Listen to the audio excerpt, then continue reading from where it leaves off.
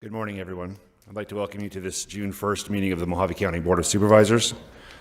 We're going to start the meeting with an invocation led by Supervisor Gould. If you would remain standing for the Pledge of Allegiance led by Supervisor Borelli. Thank you. Good morning. If you'd like to join me in prayer. Lord, we thank you and praise you for this great nation that you've given us, Lord. We thank you and praise you for the great state and county that you've given us, Lord. Lord, please give us the wisdom to run the county properly as it should be run. Lord, we have many employees that have dangerous jobs. They're going to be out in dangerous places today, Lord. Please keep them safe and bring them home safely to the loving arms of their family. In Jesus' name we pray. Amen. Amen. Ladies and gentlemen, please face the flag of a country that has brought more prosperity to the world than mankind has ever known. I pledge allegiance to the flag of the United States of America and to the republic for which it stands, one nation under God, indivisible, with liberty and justice for all. Hoorah! Board of Supervisors may by motion recess into executive session to receive legal advice from the board's attorneys on any item contained in this agenda pursuant to ARS 38-431.03A3, 4, and 7. Looking for a motion and action to call for an executive session to be held on June 15th, 2006 at 9 a.m. So moved. For that motion, do I have a second? Second. All in favor, please say aye. Aye. Move to official business to come before the board. Item number 1, discussion of pending or contemplated litigation, claims, and demands. Attorney Davis. Good morning, Mr. Chair. Nothing to report. Thank you, sir. We'll move to committee and legislative reports. We'll start with Supervisor Lettman. I have nothing today. Thank you, Supervisor. Supervisor Gould. Thank you, Mr. Chairman. Myself, along with Director Holtree, Mr. Gunderson, Representative Gillette, all attended the dance recital at the high school yesterday, along with about 400 other parents and grandparents, and we saw a lot of girls. And I'm drawing a blank on the name. I'm sure I'll get chastised by my daughter later for this, but we all had a good time. It was a good thing. Over 200 girls were dancing in this recital. Thank you, Chairman. Thank you, Supervisor. Supervisor Borelli. Nothing to report from the county except the legislature is still battling over a budget. Thank you, Supervisor. Supervisor Martin. Yes, had a kind of a busy weekend this weekend. Went to Meadview on Saturday morning. Was asked to speak to the neighborhood watch up there. I did. That afternoon, I had a request to go to Dolan Springs and meet with some people up there, which I did on Saturday afternoon. Yesterday, I had a meeting in Golden Valley. I was requested to come to a meeting out there with some citizens who wanted to discuss some of the issues that affect District 4.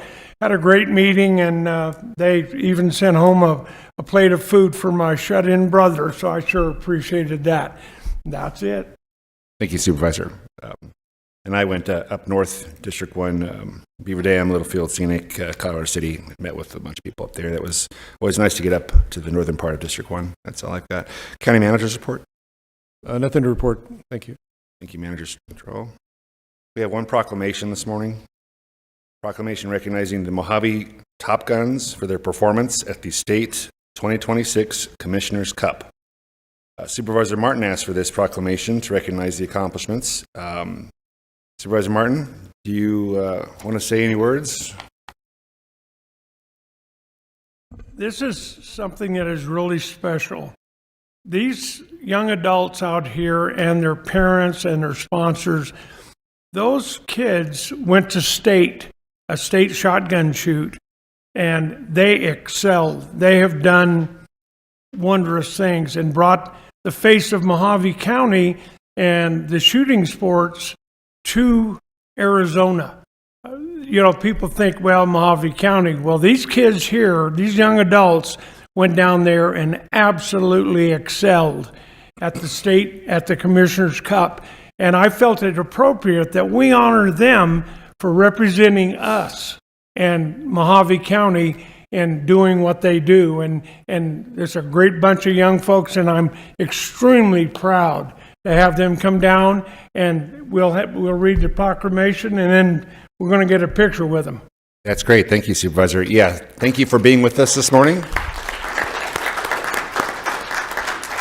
We have a proclamation here. I'm going to read it into the record so that everybody knows.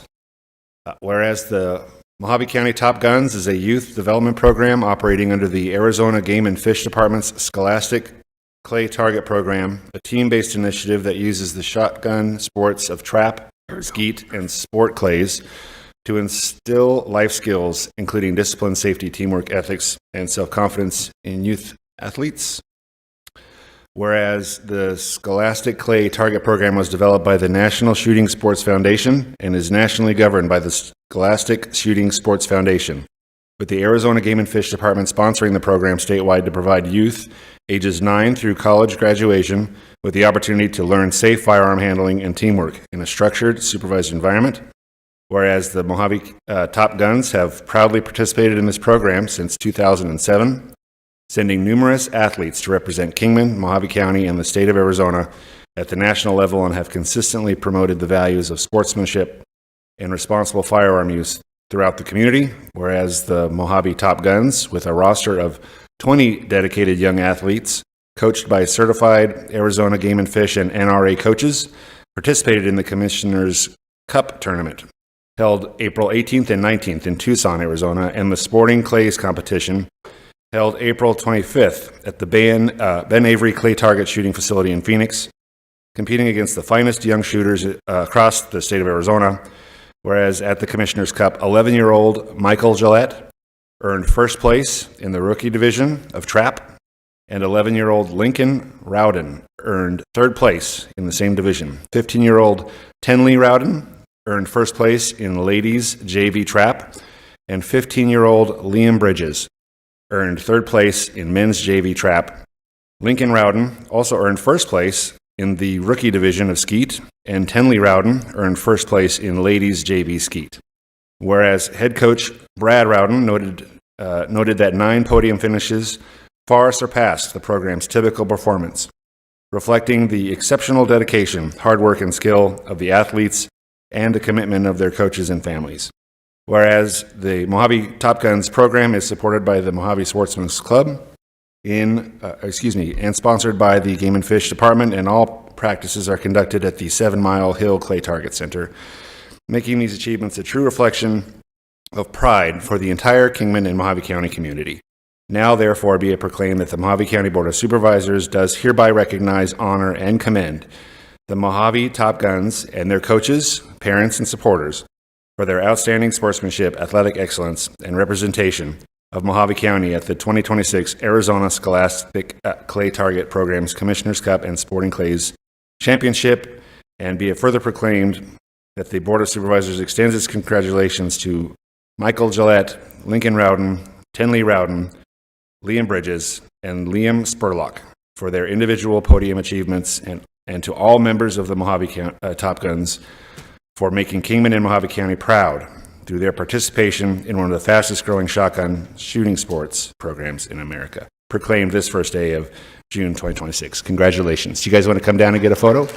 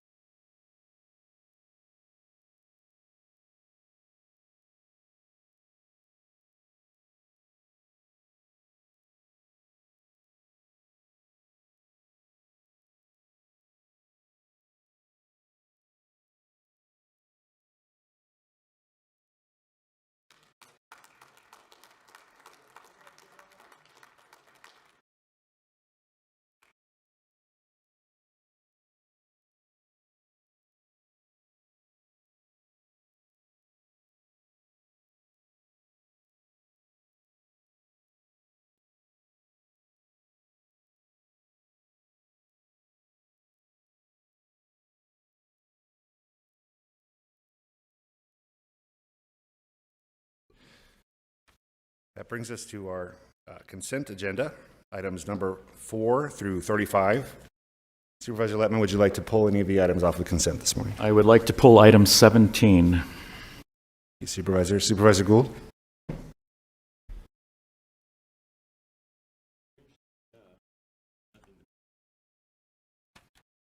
Thank you. Supervisor Borelli? Supervisor Martin? Nothing. I'm going to pull item number 27. We've had somebody that wishes to speak on that item. So I'm looking for a motion to approve the consent agenda as presented minus items 17 and 27. So moved. With that motion, do I have a second? Second. All in favor, please say aye. Aye. All opposed? Ayes appear to have it. Do have its order. Item number 17.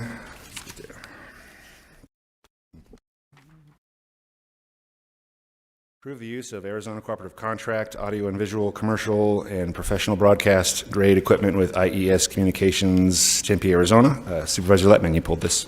Director Action, if you could come on up and give us a background on this item, then I have a couple of questions.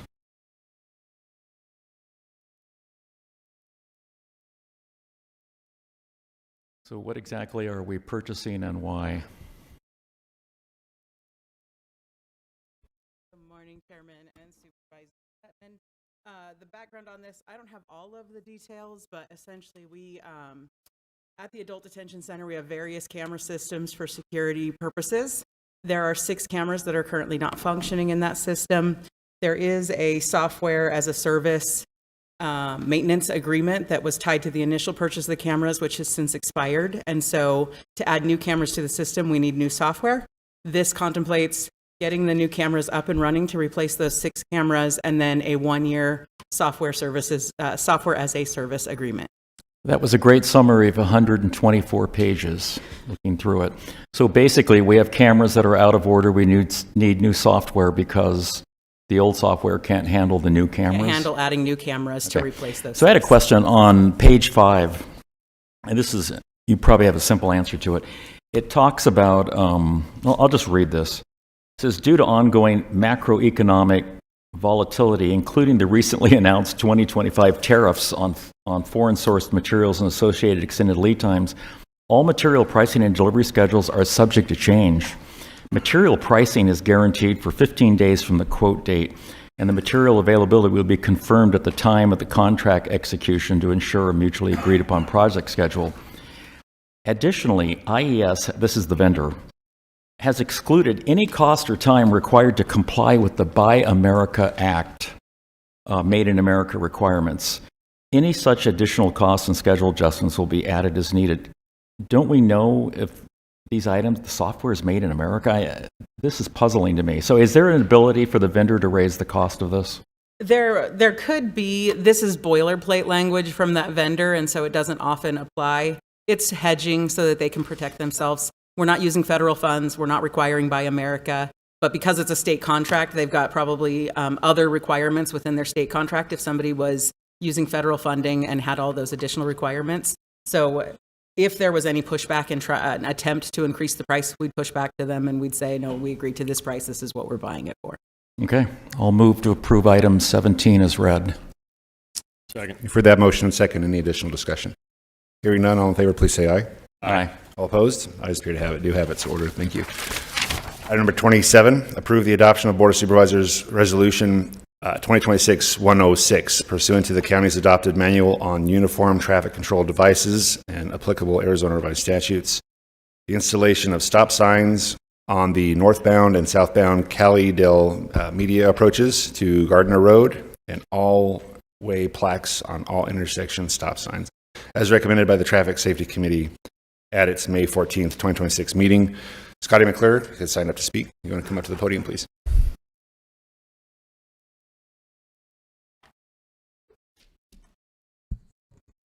Scotty from Bowhead. Putting up more stop signs in that area. I didn't even go there. It's so far out of the way. I don't know who's griping. Somebody's grandma, I guess, again. Put up speed bumps, do this, do that. These signs are not cheap to put up. Plus the plaques that you have to put up before each stop sign. That there's a stop sign coming up. Got to be several $1,000s to do this. And I don't know who this traffic safety committee is, but they're a bunch of morons if they put one up here. It's very close to the thoroughfare that you guys spent all that money on. What's the right name of the road they're on? Whatever. That was supposed to be a thoroughfare, and you put up stop signs at every intersection, major intersection. Supposed to be a thoroughfare. I don't know who spent all that thousands of dollars, and we can't even build a morgue. You know, you guys, this is just stupid having this here. There's no school out there. There's no hospital. There's nothing out there but a damn donkey.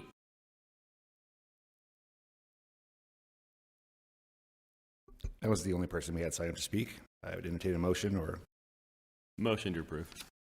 heard that motion. Do I have a second? Second. Any additional discussion? Hearing none, all in favor, please say aye. Aye. Aye. All opposed, ayes appear to have it. Do have it. So ordered. We have a few public hearings this morning. I'm going to open the public hearing on item number 36. Discussion, possible action, approve the adoption of BOS Resolution 2026-102, an extension of time for a special use permit for Assessor's Parcel 402-32184 to allow for the completion of the conditions of BOS Resolution 2021-145, allowing for a recreational vehicle park in an AR zone in the Littlefield vicinity, Mojave County, Arizona. Commission recommended approval by unanimous vote. Is there anyone here wishing to speak on item number 36? Going once, going twice. Okay, I'm going to close the public hearing on item number 36. I entertain a motion. You've heard that motion. Do I have a second? Second. Any additional discussion? Hearing none, all in favor, please say aye. Aye. All opposed? Ayes appear to have it. Do you have it so ordered? Thank you, Board. We'll open up the public hearing on item number 37. Discussion and possible action regarding approve the adoption of BOS Resolution 2026-103, a rezone of a portion of Assessor's Parcel number 120-01-062 from an RE36A zone to an M2 zone to allow for a warehouse distribution center in the Lake Havasu City vicinity, Mojave County, Arizona. Commission recommended approval by an 8-2 vote. We'd like to have the developer or the applicant, come up, or owner's rep. I believe that there's a presentation. Per the rules, you'll have 7 minutes to present that. Thank you, Chairman Lingenfelter, Supervisors John Gall, APX West Development, 2036 McCulloch Boulevard, Lake Havasu City. Since you've already had the presentation, I'm just going to go quickly through this presentation for you and cover some highlights. APX West is a regional firm dedicated to high-quality projects like DL Ranch and Trinity, bringing lasting economic value to Mojave County. Today, we have an incredible opportunity to transform a operating county tailings pit for asphalt, which is currently in the general plan zoned as light industrial, into a warehouse distribution center to service an e-commerce site. What you see on the screen and in the front page of your presentation is the actual warehouse distribution center on Laughlin Ranch Road in Bullhead City. It's a 60,000 square foot facility on the entry to Laughlin Ranch. And the two facilities we're proposing are 40,000 square foot each, much smaller than that. We are not encroaching into pristine desert land. The property along the industry has a long industrial legacy, and we took the time to meet with the community members after the planning and zoning meeting and to modify our plan to eliminate the access onto Fathom Drive. So if you look at this slide right here, you can see the county currently utilizing this for asphalt tailings. And if you look at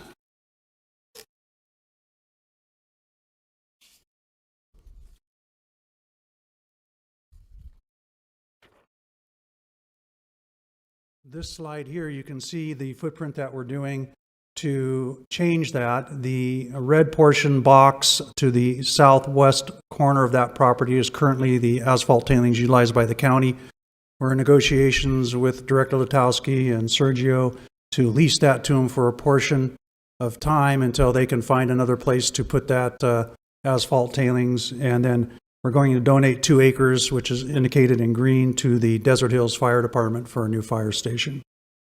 We took out the access to Fathom Road, which is the main concern of the 4 people that spoke against us at the Planning and Zoning Commission meeting, and we're going to only have access on London Bridge Road. We employed Greenlight and Associates, a traffic impact analysis firm that did a updated analysis for it, and they estimate that there's only 34 large trucks coming in daily to this facility. The rest of the traffic would be people that work there. We also anticipate 100 people working at this facility, mid-level management jobs, and we anticipate at build-out that the facility would generate about $200,000 annually in property tax fees to Mojave County. We have a low impact for water use, each facility only using 3 acre-feet per year per facility, and we understand that we're going to have to do significant improvements on London Bridge Road. And with that, I'd like to just point out that on this slide, you can see that the APX development group is going to donate 15 acres for a Arizona Veterans facility west of London Bridge Road. And again, you can see the green 2 acres for the Desert Hills Fire Department. And with that, I'd just like to ask for your support. One of the questions that came up again at the Planning and Zoning Commission meeting was why here and why not at the Interstate 40? Well, the APX group was approached as by a e-commerce user because they need access to the Lake Havasu City Airport. Currently, the Lake Havasu City Airport services FedEx and UPS, and this new e-commerce facility will be able to access it there. That's why it's not out at Interstate 40. And with that, I'm happy to answer any questions you might have. Thank you, sir. Any questions from the? I think in our rules that we just adopted, we're able to do back and forth now. Mr. Chair, that is correct. In the new rules, we allowed back and forth between the applicant and the board before the close of the public hearing.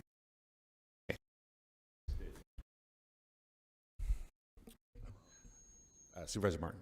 Yes, Mr. Gall, as to the airport, you need airport access and the airport's right there. What about rail? What's the situation for the railroad? Well, obviously, there's no rail near this facility. There isn't even one up at the I-40 corridor where DL Ranch is and the Pilot and that area. You have to go more towards Kingman to get rail. So there is no direct rail access. Everything would have to be trucked in. That's why those 35 semis would be coming in from either Kingman or California or Las Vegas. Okay, thank you. Supervisor Borelli, thank you.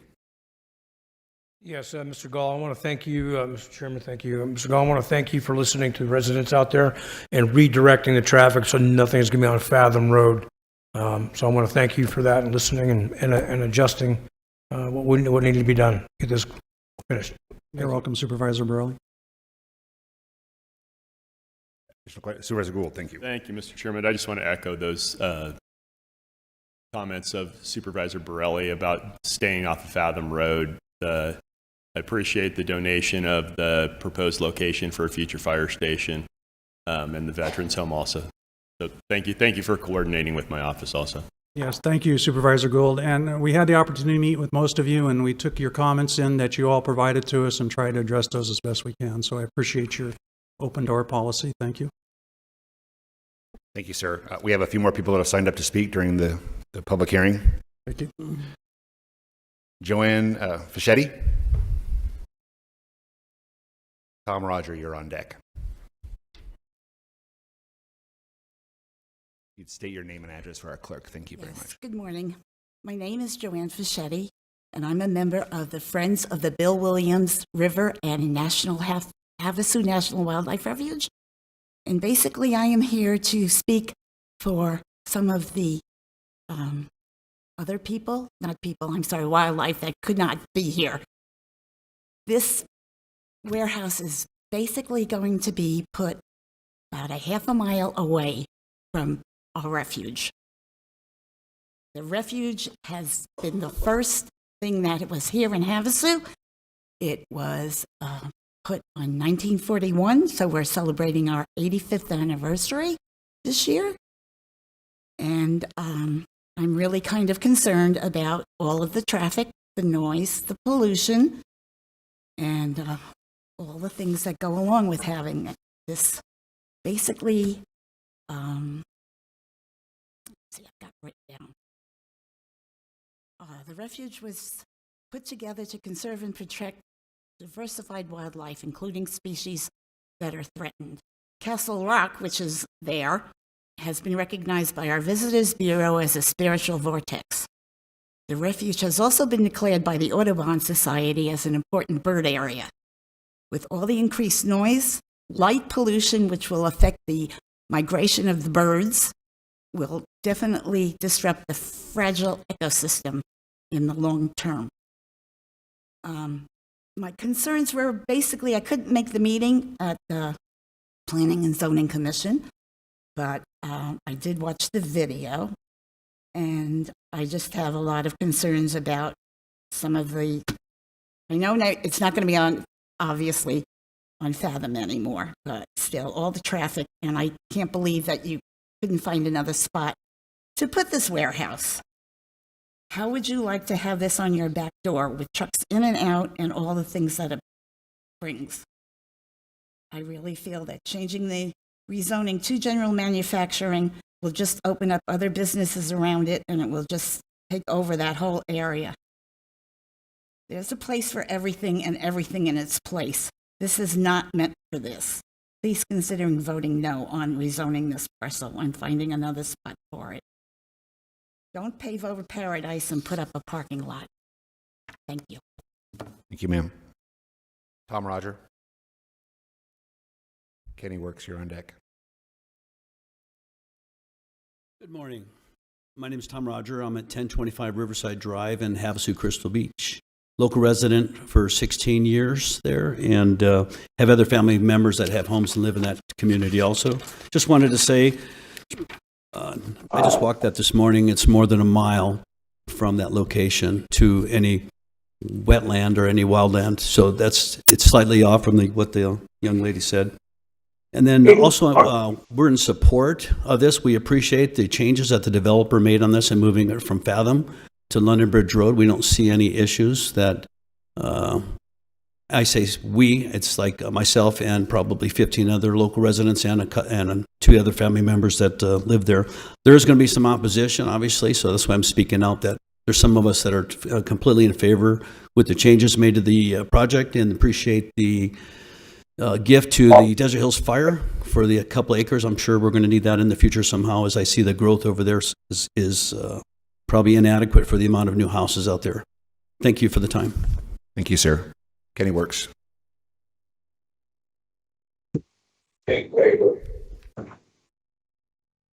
Bruce Bossard, you're on deck.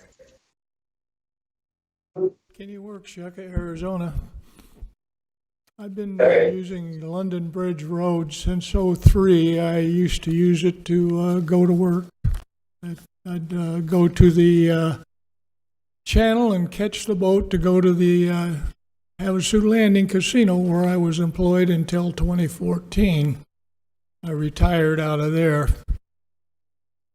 I discovered early on in my commute that going down London Bridge Road saved me enormous quantities of money in brake jobs. There's only one stop sign on London Bridge Road, and I've been using that road to access Lake Havasu City ever since. Any attempts I take to go down 95 usually result in a longer time than it takes me to go down London Bridge Road at 35 miles an hour. When I depart Highway 95 and turn down London Bridge Road, when I get to Mesquite, I encounter the same gaggle of cars that I departed at the London Bridge Road turnoff. That's how long it takes them to get from London Bridge Road turnoff all the way to Mesquite, which is about halfway through town, 13 traffic lights later. A lot of brakes, a lot of fuel. I saved an enormous amount of money using London Bridge Road. I hope that if this is approved, that we won't be adding any stop signs to London Bridge Road. That's a savior for any of us who abhor having to go through traffic to go anywhere anymore. I think that that's a consideration that needs to be looked at, and I hope we can keep London Bridge Road as it is. Thank you very much. Thank you, sir. Bruce Bossard?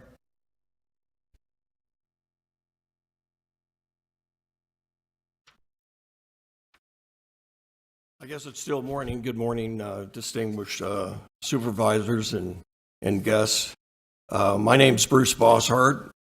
I'm a civil engineer, and I've take the environment really seriously. My address is 3000 North Prescott in Kingman. And basically, I've taken a hard look at this for the developers, and I feel it's a very positive deal, a positive project. If you take a look in your packets, I have a little write-up here that's more detailed, but I'll just try to summarize the topics noted here. Okay. Basically, to start off, I'd like to just focus on the civil engineering and the environmental aspects of what we have here, and talk about a remediation of disturbed sites, preserving pristine ecosystems, and modernizing drainage and stormwater controls in the area, which is quite unruly presently, and then some conclusions.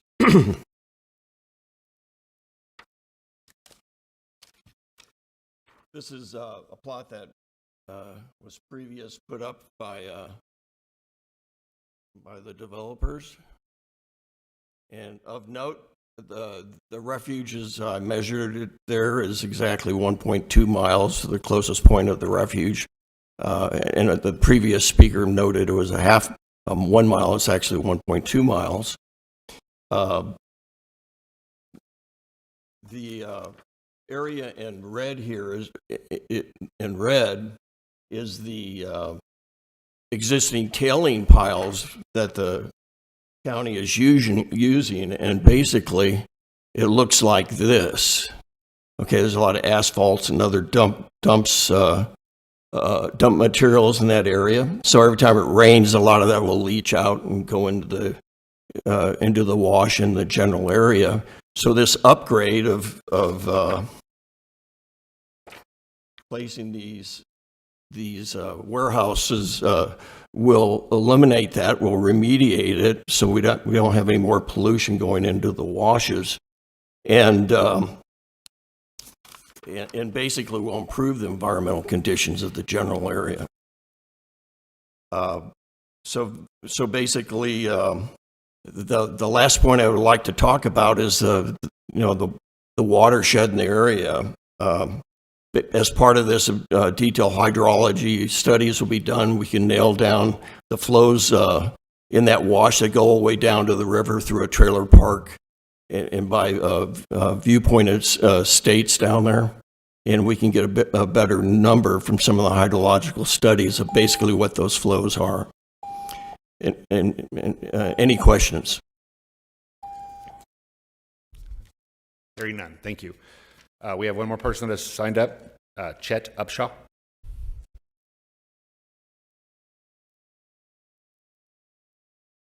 Come up and state your name and address for our clerk, please. My name is Chet Upshaw. I live at 1040 Fathom Drive, Crystal Beach, Arizona. I'm sure people have brought it up many times that there is much better places to put this warehouse. Lake Havasu is one of the most beautiful cities I've ever seen, lived in, and I drove a truck for 10 years. It's just beautiful the way the town is laid out. But now we propose to put next to the Lake, Welcome to Lake Havasu City sign, a big trucking warehouse. We have a brand new one out off the freeway here right before you get to Kingman. It's a beautiful warehouse. but it's a warehouse with trucks and all the equipment and other things that go with it. It's not going to make Lake Havasu, when you're coming into town, look good. I mean, I think everybody should actually care about this because of the aesthetics you're going to have. It's just not a good fit for that area. You know, and many other points that have been brought up about this. So thank you for your time and listening. Thank you, sir. Is there anyone else in the audience wishing to speak on item number 37 during the public hearing? Seeing none, I'm going to close the public hearing. I'd open it up to the board. Supervisor Gould? Motion to approve. Second. Any additional discussion? Hearing none, all in favor, please say aye. Aye. All opposed? Ayes appear to have it. Do have it. So ordered. Thank you, board. We'll open the public hearing on item number 38. Approve the adoption of BOS Resolution 2026-028, a request for a special use permit for assessor's parcel number 333-42-017 to allow for a wireless communication facility with a 195-foot tower in an AR 36A acre minimum lot size zone as required by court order in the Val Vista vicinity, Mojave County, Arizona, continued from the May 18th, 2026 Board of Supervisors meeting. We have nobody signed up to speak during the public hearing. Is there any in the audience wishing to speak on item number 38 during the public hearing? Seeing none, I'm going to close the public hearing on item number 38. I'd like to ask Director Holtree if you'd come up to the podium, please. This item was continued to allow the county's independent radio frequency engineer to review the line of sight and the claims made by the applicant. Do you have any update for the board on that? Mr. Chair, members of the board, thank you. Yes, our procurement department was able to work with Terragents, and they are on the teams to be able to present their findings from the information that was provided to them. The gentleman's name again? All right. Christian. Okay, is Christian online and ready to provide his findings to the board? Thank you. Yes, we are. Do you hear me? Yes. Okay, thank you. So I'm just going to share my screen here.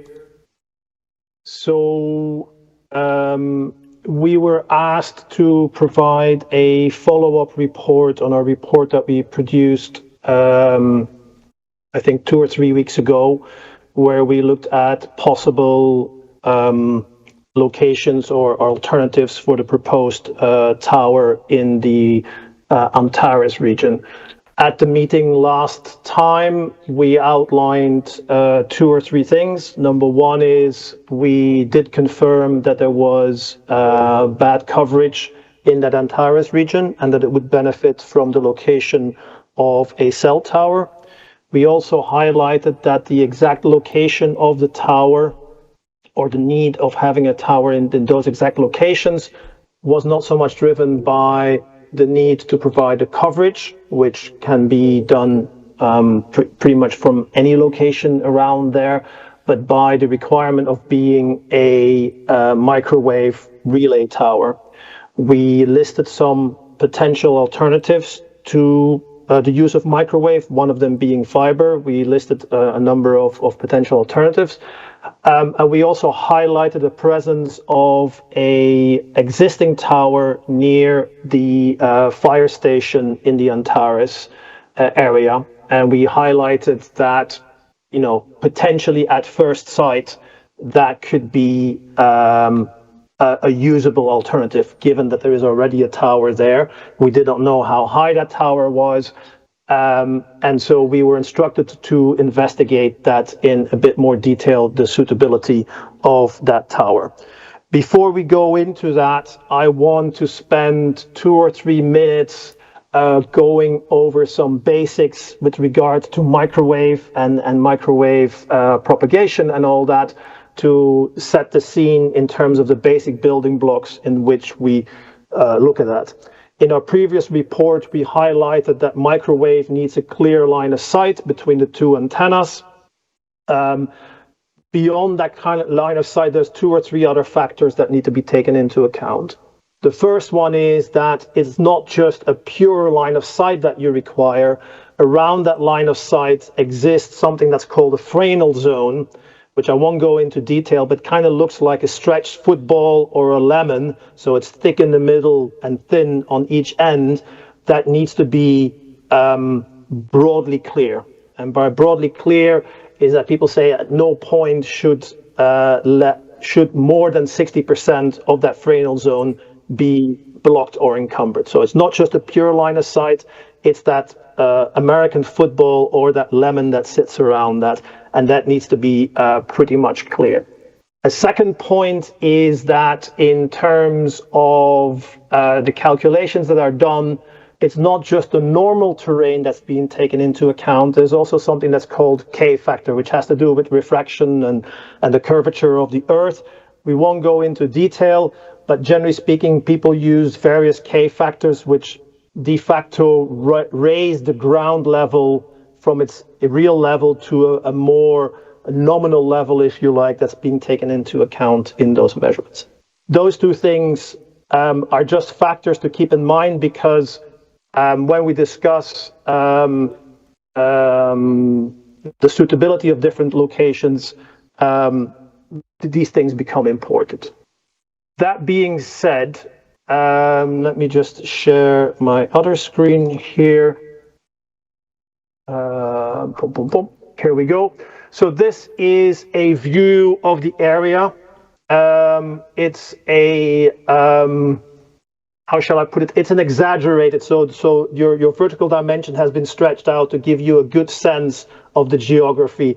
I have no doubt that the geography in the area is quite dramatic, but it's not quite as dramatic as this is made to look here. This is just for presentation's point of view. So what we discussed was there was a tower here in Hackberry that would be put up, and that needed a microwave backhaul link. The location that was applied for in the planning application is in this red dot here by this elevation, and the fire station tower is located here.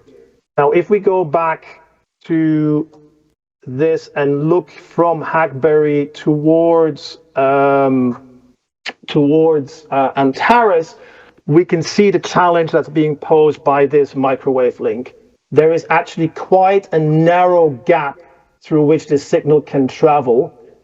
It is, the gap is defined on this right-hand side by these rising hills towards this plateau here, and then by this incline towards a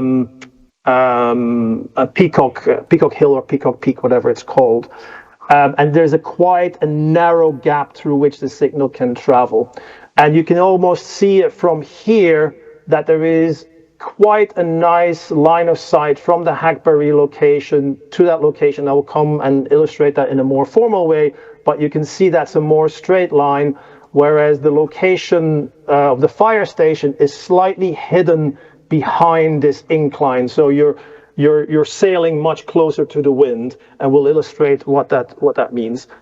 If you want to do it, when I looked at it, this made me think of the trench run in Star Wars. You have a very, very narrow alleyway through which your signal can travel, and you can't move much to the left or you can't move much to the right.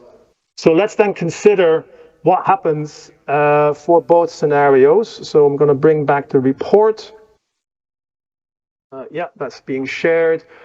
And to do that, we look at the terrain profile from Hackberry to the new Adam location, and you can kind of see, how there is quite a clear line of sight. There's a little bit of ground area that goes above it, but it all goes down from there, and intuitively you can sense that this is a good location, and this is why they chose that location, because this is a good clear location. If we look at the fire station route, so from Hackberry to the fire station, you can see how our line of sight is bumping up against that southwestern ridge that we highlighted before. Now, this is, looking from ground level, so we need to put a tower on each, and here we can see what it happens. We're putting a tower of 100 the antenna level at 58 meters. So that is, I think, I would have to look exactly what that level is, but it's slightly below the 190 foot. We put the towers at 58 meters, and you can see how you have a clear path with a clear final zone, nothing, no terrain. Even when the terrain starts to wiggle here due to these different K factors, it's a beautiful, clear link, and it's, you know, it's a very comfortable link to look at.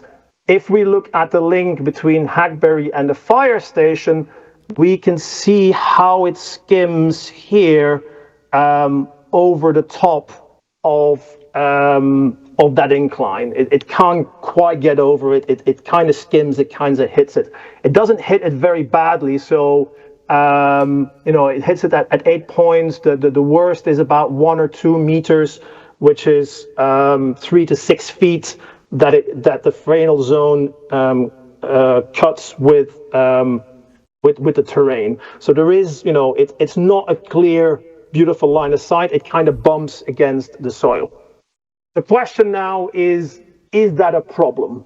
And this is where we come into, I think it was President Truman, who once said that he wanted to have a one-armed economist, because economists always said on the one hand, on the other hand. And this is a little bit of a on the one hand, on the other hand conversation.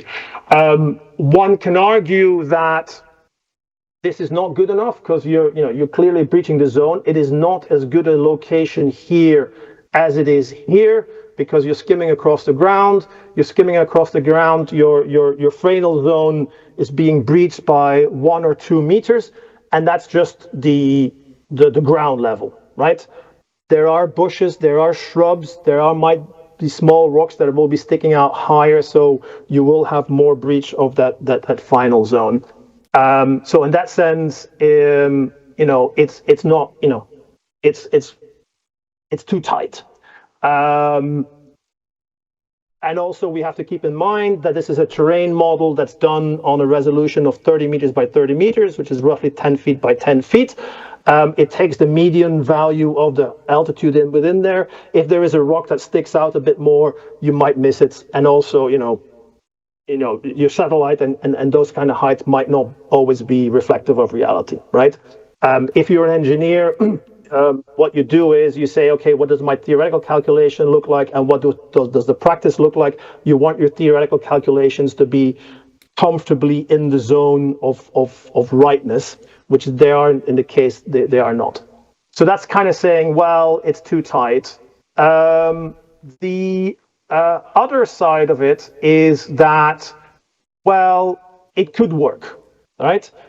It could work because of a number of arguments, and the main argument being that the standard rule says that at any point along the path, 60% of your Fresnel zone, so that's the lemon zone or that football zone, should be unblocked, and there should be no obstacles in that, which is clearly the case in this scenario. So that makes you say that probably is going to work, and that should work. Is it going to be pretty? It's not going to be pretty. Is it possibly going to cause issues? It might on a rainy day or on a stormy day, or when you have temperature inversions, there might be some issues. It's not as clear as that. The last point that we highlight is that any increase in height that you can squeeze out on the left-hand side, at the Hackberry side, or on the fire station side will dramatically improve the situation, right? It has been highlighted that there are certain zoning constraints, and once you go beyond 210, you have to put all kinds of things. But even putting 3 or 4 feet of extra height on the antenna will radically improve the situation. So, what is our conclusion? Our conclusion is, and this is again where I will be the economist on the one hand, on the other hand, but if I would have to make a judgment, I would say it definitely is not a hard yes. It's not an obvious yes. So it's not a hard no, like, you know, but it's a soft yes. If I had the choice, I would use this one, but it's our opinion that this could work, and that it's not ideal, but it could work. And if you can push that height by a few feet, then it will definitely work, and you have something going. That's our conclusion. Any comments or questions? Thank you, sir. And you're saying that at the fire station, it's a 58 or 59 meter tower? Boom, boom, boom. Let me just double check what we said. So we assume a tower height of 195 feet, which is 60 meters, and we place the antenna at 58 meters, which is 190 feet. So the tower is 195 with the antenna placed at 190. Thank you, sir. Questions from the board? I'd open up to the board. Supervisor Martin, thank you.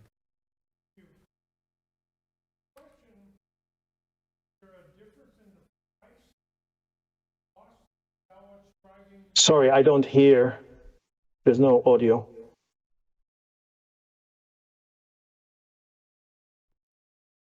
Is there a difference in the cost of these two locations? And if so, what are they? At first sight, there should be no significant difference in cost. I would assume the terrain is pretty much the same. Arguably, on the fire station side, you would have to tear down the old tower and put up a higher tower. There might also be incremental zoning requirements near the fire tower because you're closer to buildings. But I can't give, we're not experts on zoning requirements, but I would say in the round, those costs should be of the same order of magnitude.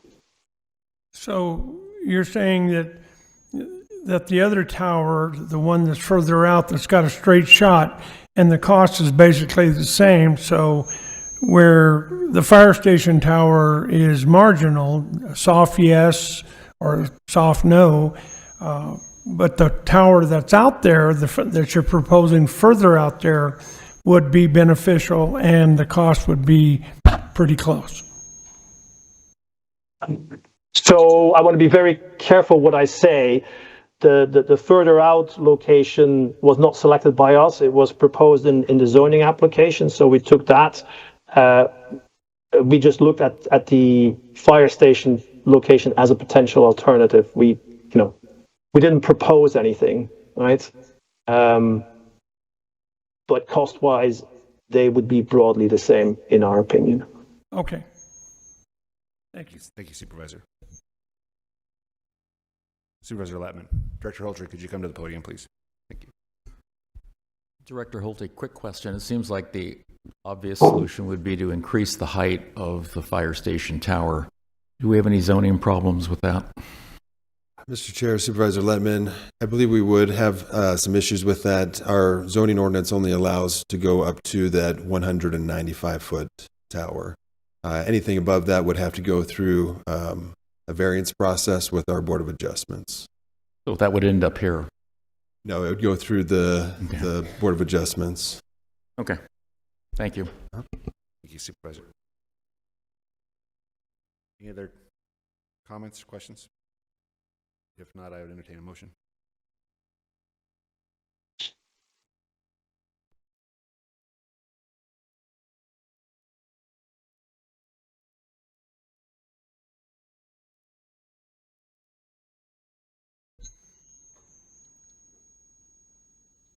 Is there a motion? I'll make a motion. Supervisor Martin? Just so I understand, are we debating here whether the fire station or the other one? Now, the applicant is saying the other one, right? Is that what am I reading that? Sorry, Mr. Chair, Supervisor Martin, what's before you today is the application for a special use permit on the one that is further out, not the fire station. Okay. So if we wanted to move forward, if we wanted the applicant to move forward with the fire station one, I believe it would have to go through a new process. Okay. And the way I'm seeing this is if you're going to have to go higher, which I think if you go higher, you also got to put lights out there and on this thing. So My motion will be that we accept the second, or not the fire station, but the original application. My motion will say that we want that one. Did you get that motion, Madam Clerk? Could you repeat the motion back to the board so they understand it, please?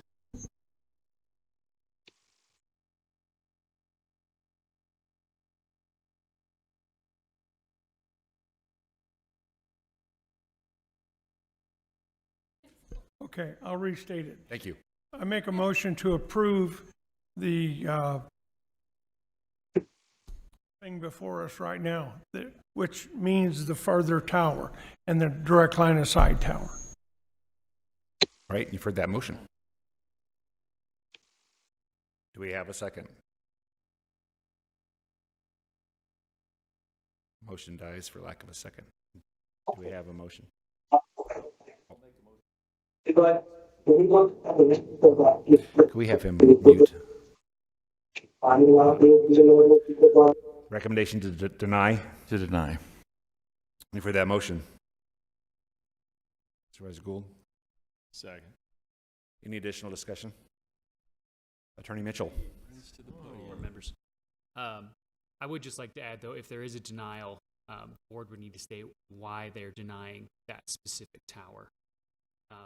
And if it's not just the focus on the alternative site, it would be why the alternative site would be a better, or why would it solve the problems that you're originally denying the first tower. I would just add that. So including a motion to deny or motion to deny why you're denying the tower. Because there's only one application for one location. So, Attorney Mitchell, you're saying that based on the technical analysis that we've heard this morning, that the alternative site that we've been speaking about today is still feasible.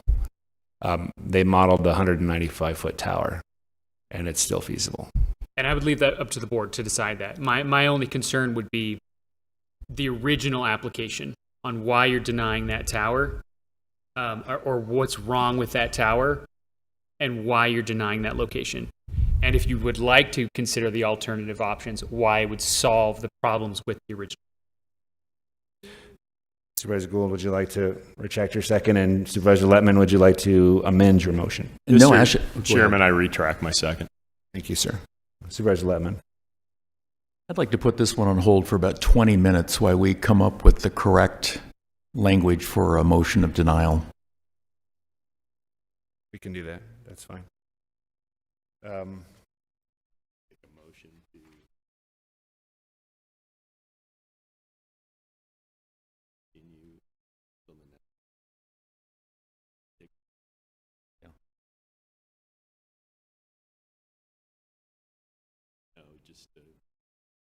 Do we need to vote to continue it till the next?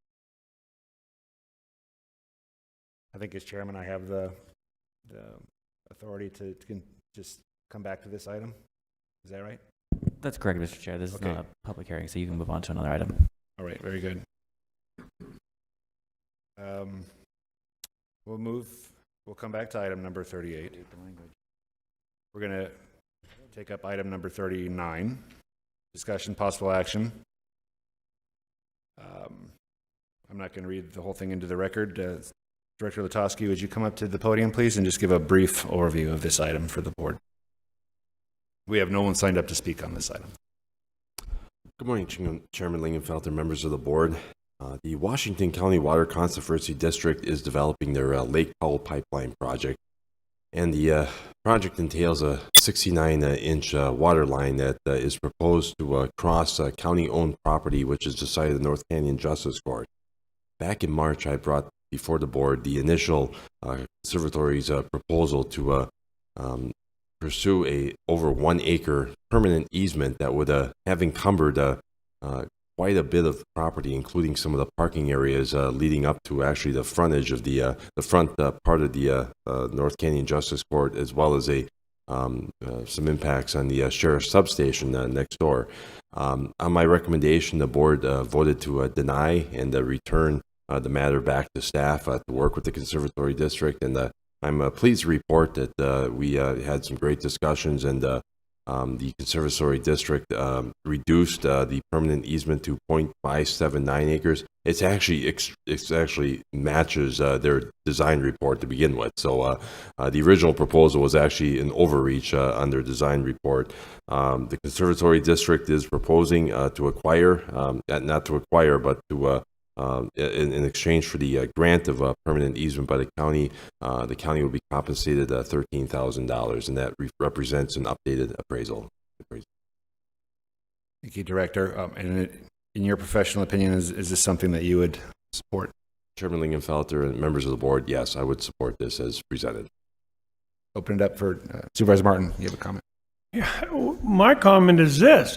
The Colorado River is already 125% over impacted, and these guys want to put a 69-inch pipe into Lake Powell, ostensibly to suck more water out up at the upper end. I don't know if we're all on the same page on this, but I think the Colorado River being over allocated like it is, I can't believe they're actually going through with this at this time in light of all the federal litigation that's going on. So, I get it, but then I don't, because it's like they're just totally ignoring what's going on in the Colorado River Basin. It's over allocated already. You put a 69-inch pipe in there, you're pulling more water before it ever gets downstream, and that's going to affect everybody. So I get it, but I don't know why they're doing it. Just because they want an easement in a pipeline, there might not be any water to put into the pipe. So, if you're going to spend a lot of money to put a pipeline in and you can't get water, seems to me they know they wouldn't put that pipeline in unless they felt they could get water. So, I'm not going to go on the premise that they're going to spend millions of dollars to put a pipeline in and not get any water. They say they got water rights, and they may have. But what I'm saying is, in consideration of the entire system, that system, I don't think can handle another straw on the upper end up there. We just negotiated that we're going to try to preserve Lake Mead and power down here. So, like I say, I understand they may have a legitimate thing, but I don't get it. No. just to clarify, this item has to do with just an easement. It doesn't have anything to do with anything else but the easement. Supervisor Gould.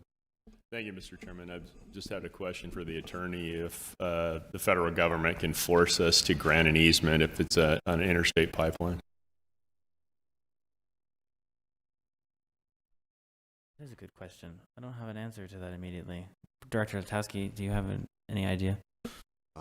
Chairman Lingenfelter, Supervisor Gould, no, I do not have the, and none of the documents that were presented to me up to this point have referenced any specific right that the Conservatory District has to the board enforcing the board being forced act. Because we may want to sit on this to see what the outcome of the Colorado River Compact is, because if we get the short end of the stick like we normally do, we may not want to be less cooperative about helping our neighbors install a straw. Yeah, it's a good point. And the way that the upper division states and the lower division states are divided, it's interesting because that upper part of Arizona on the strip is actually a part of the upper basin. It's interesting. Arizona has an interest in both the upper basin outcome and the lower basin outcome. But I would agree with Supervisor Gould, unless that there's some sort of an urgent need for this. We know that the Bureau of Reclamation is going to be coming out with their preferred alternative, I think is what they call it in the EIS process, probably in July. So is there any detriment to the board postponing this for a month or two?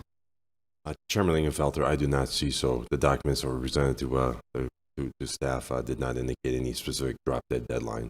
Appreciate you giving that information to the board. So, Mr. Chairman, Supervisor Gould. I'm going to make a motion that we continue this item for 90 days. For that motion, second. All in favor, please say aye. Aye. Aye. All opposed? Ayes appear to have it, do have it, so ordered. Thank you, board. Are we prepared to come back to item number 38? Yes, we are. Supervisor Letman, thank you. Going to make a motion that we move into executive session to hear advice from our attorneys regarding this item. You've heard that motion?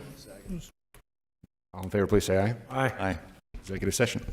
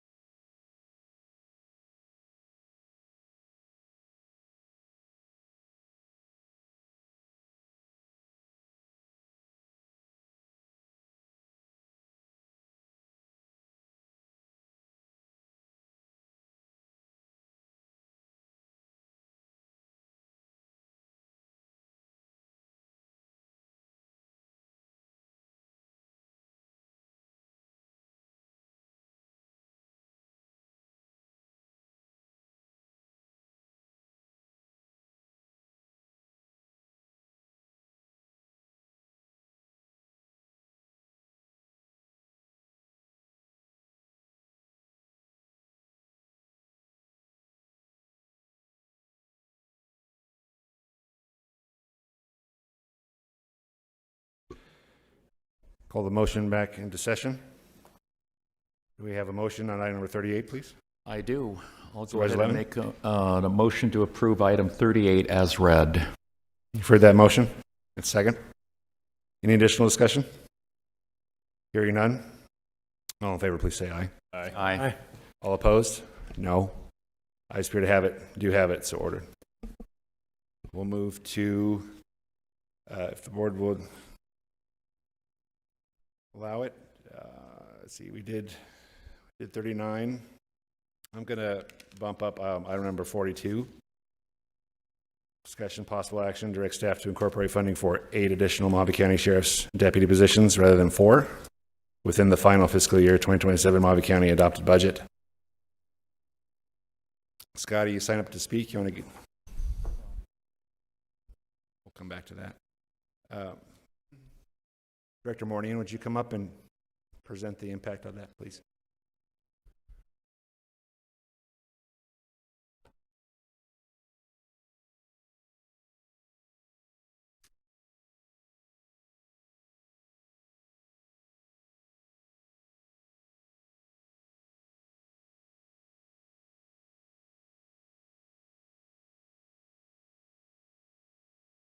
Thank you, Chairman Lingenfelter, board members.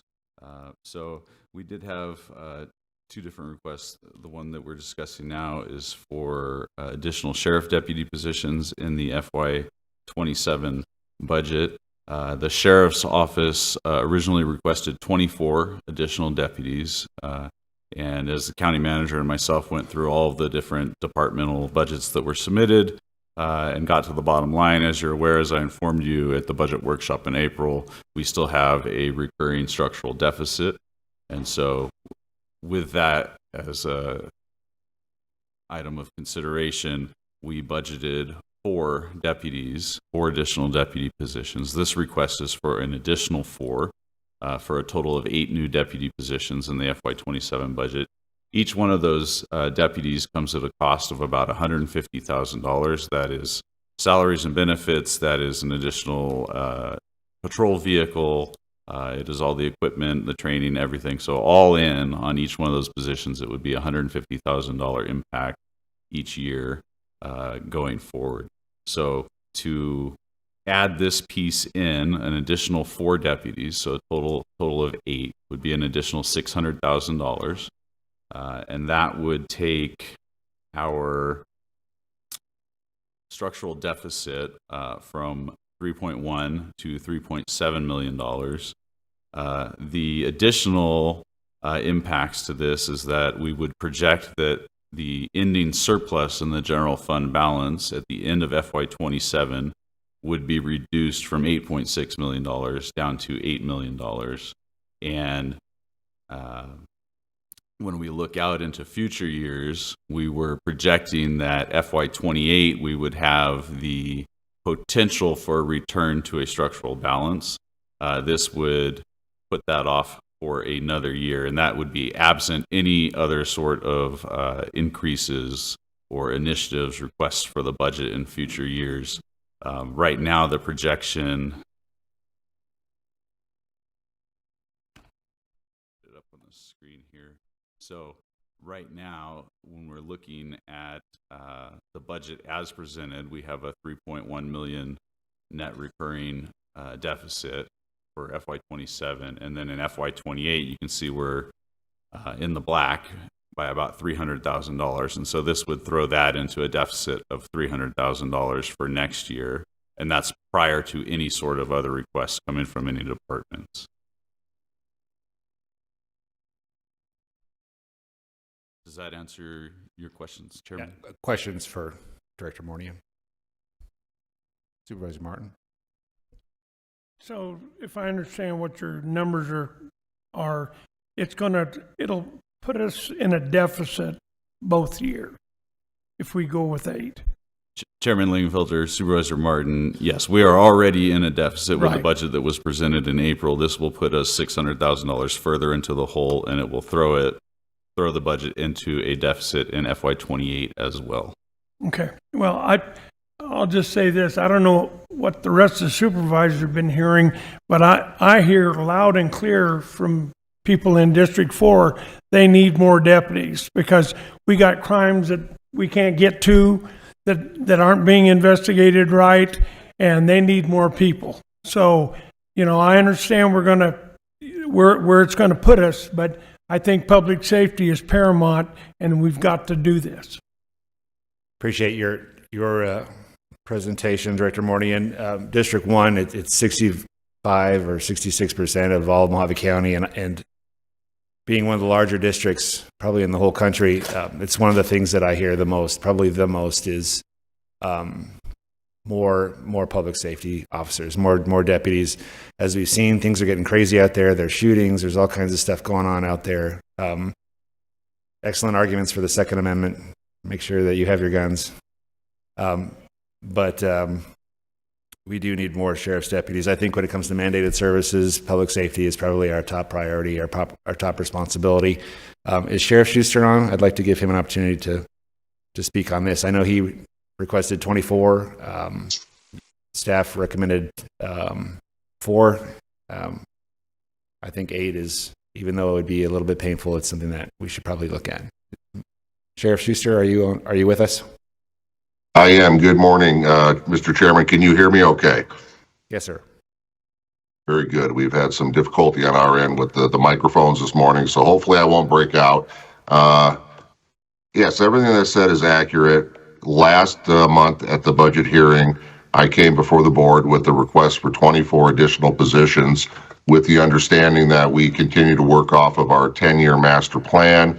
The strategic plan was put in place back in 2018 to illustrate where we were at the time, but more importantly, where we need to be. We have been playing catch up for years. We have been playing with incredibly low staffing levels, with abominable pay schedules, and I'm very thankful to this board and prior boards for recognizing and the importance that law enforcement places here in Mojave County.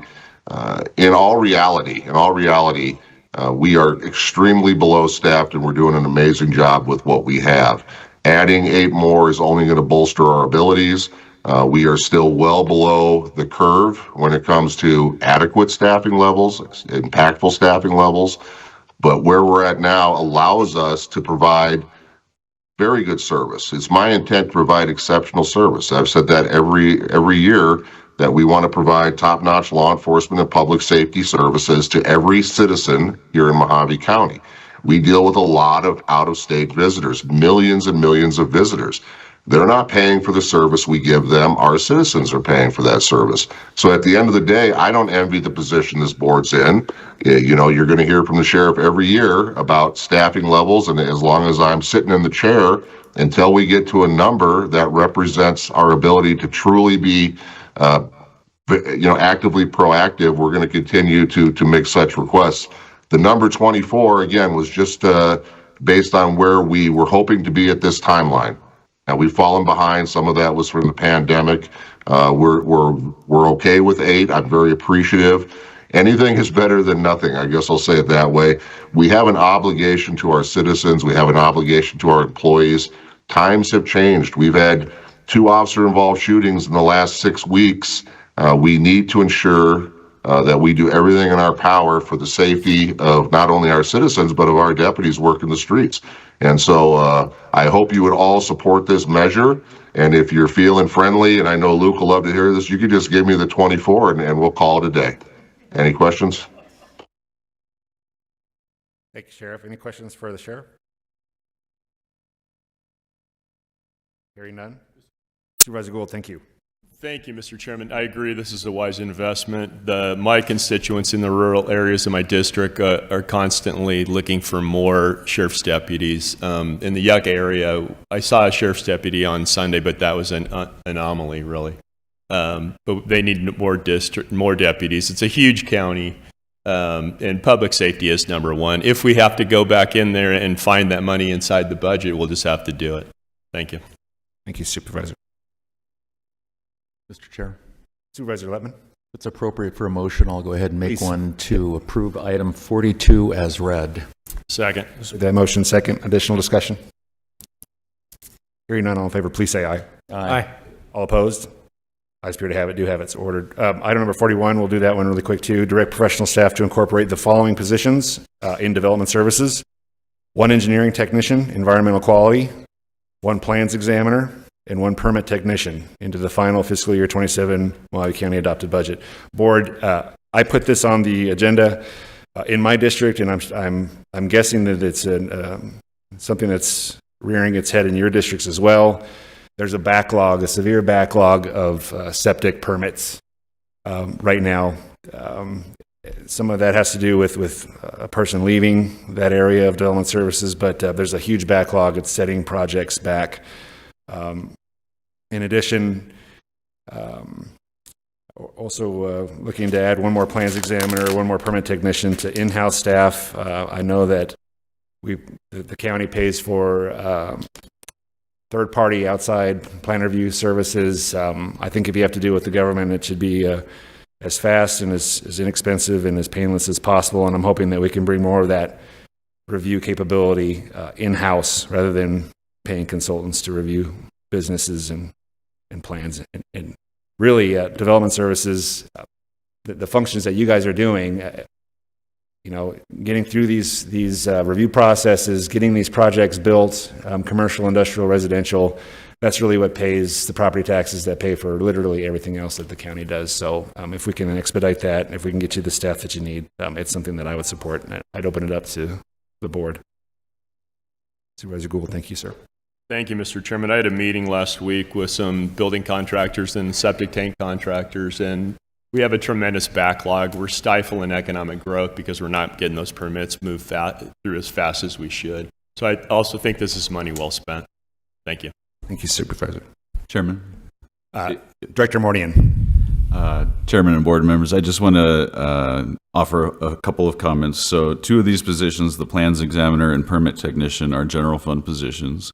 My understanding, speaking with Director Holtree, is that adding these positions, we then do not incur the cost of having third party that we're contracting with for the plan review. And so these should be net budget neutral. The only caveat to that is that if the backlog is then worked through and we no longer have a backlog, and if development begins to slow, then we may have more positions than we need at that time. Manager Strahl.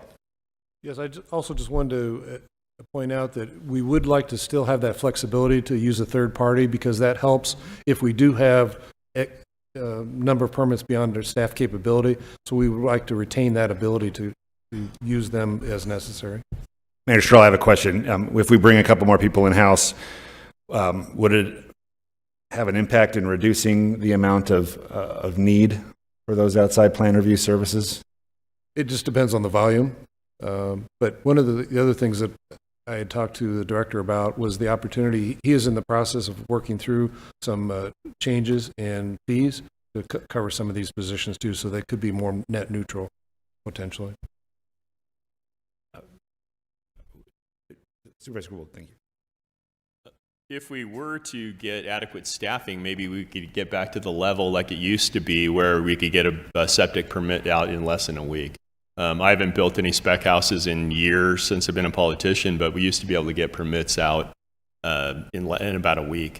That I would hang my permit up more than the building department would, but that would be a good thing. Thank you.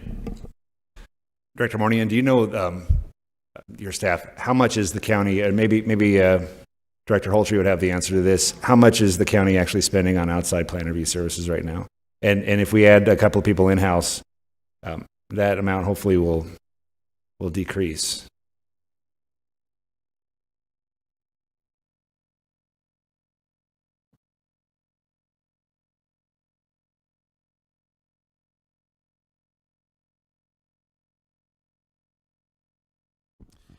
Mr. Chair, members of the board, we do budget every year for outside service. It's essentially the outside service. The applicants are still paying that fee to the third party.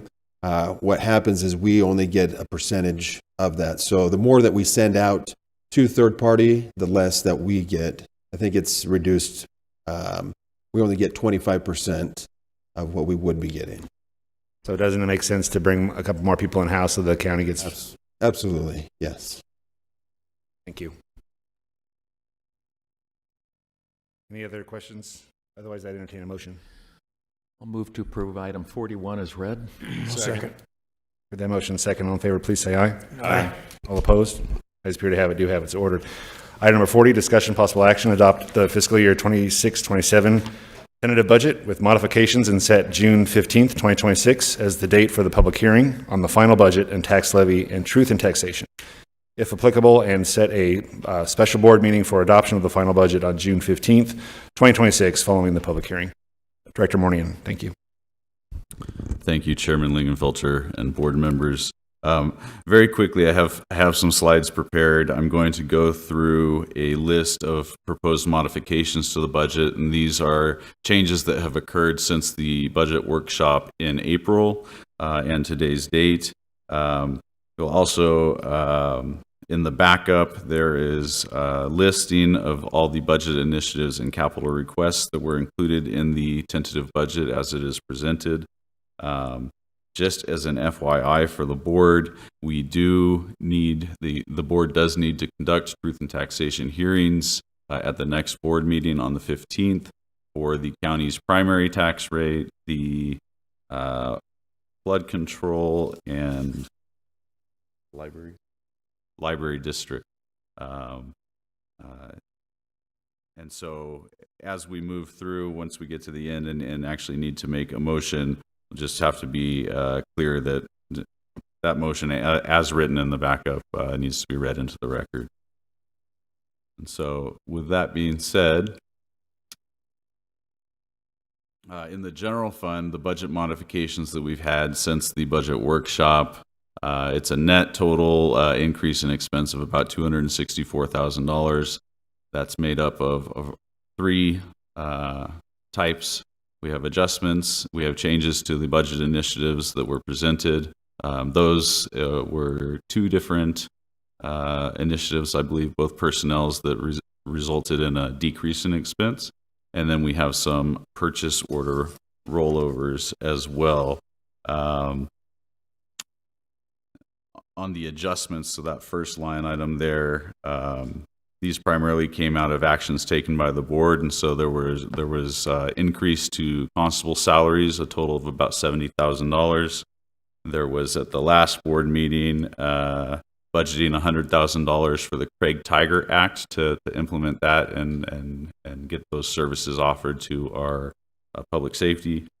And then there's about $180,000 for 911 operations.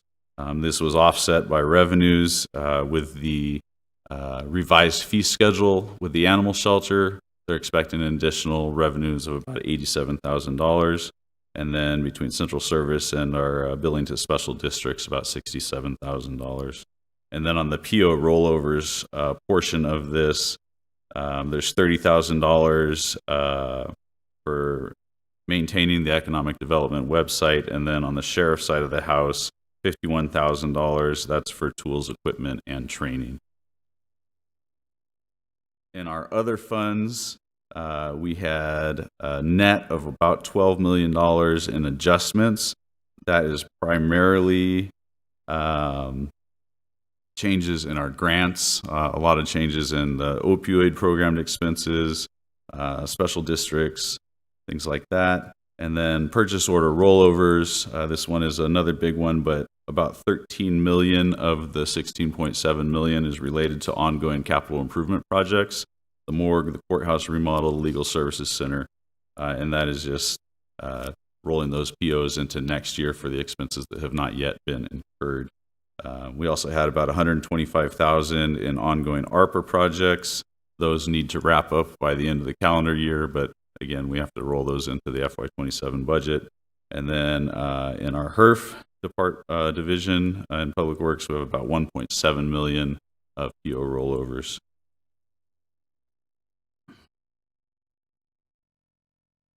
So as far as recommendations, the county manager and I would ask that the board continue to fund, approve employee-related initiatives. So we have the annual 3% performance-based compensation increases for all county employees, and that is subject to having a satisfactory annual review.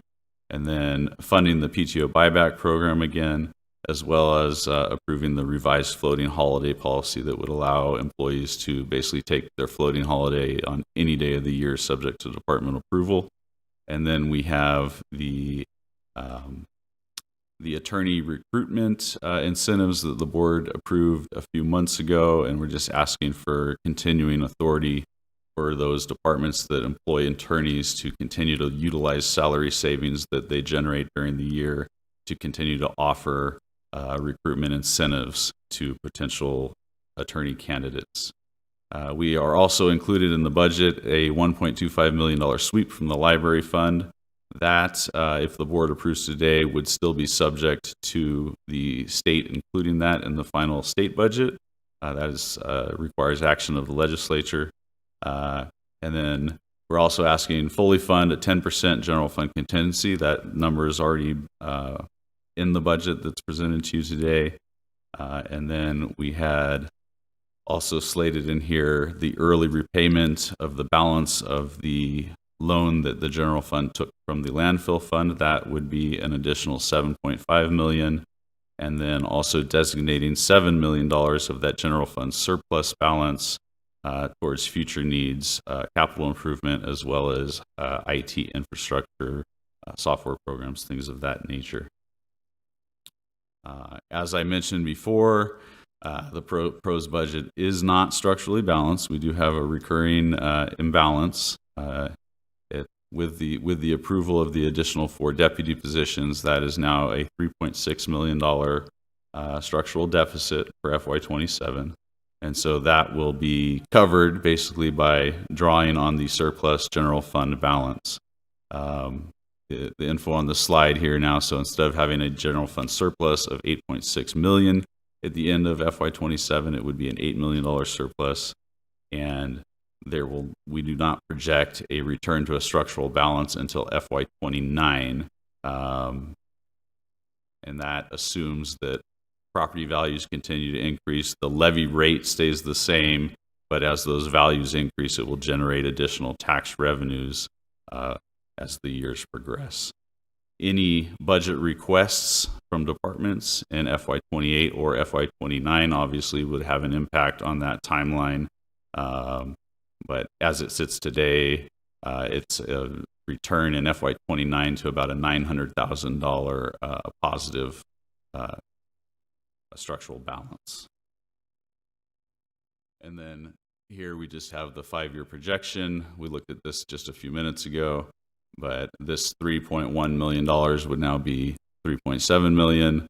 FY28 would be a negative $300,000, and then FY29 would be about $900,000 to the positive on the recurring side of things.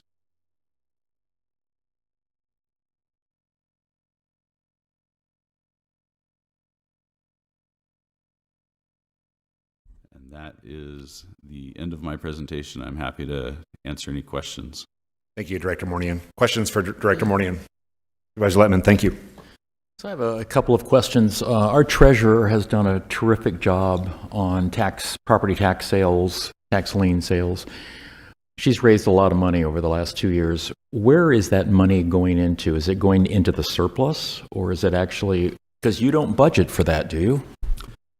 Chairman Lingenfelter, Supervisor Lettman, that's a great question. We do actually budget for those monies, and they flow into the general fund. But I don't think you budgeted over $2 million from her last sale. So the deed sale is what you're referring to, and so the bulk of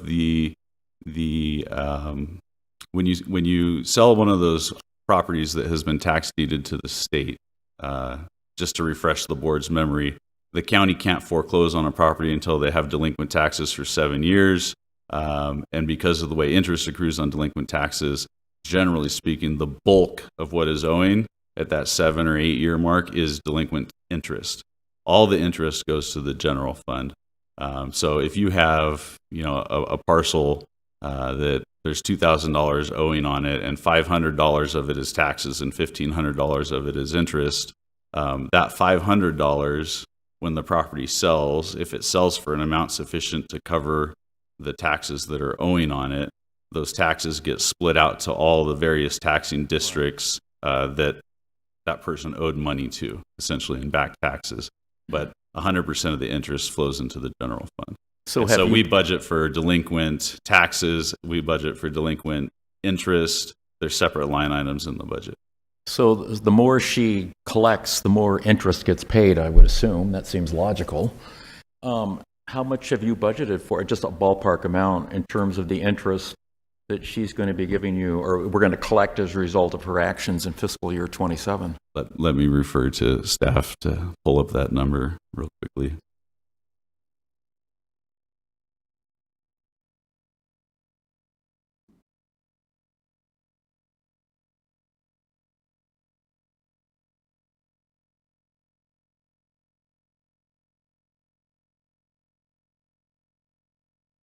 So Supervisor, we budgeted $2.5 million in delinquent interest this year, and we're budgeting $2.75 million next year.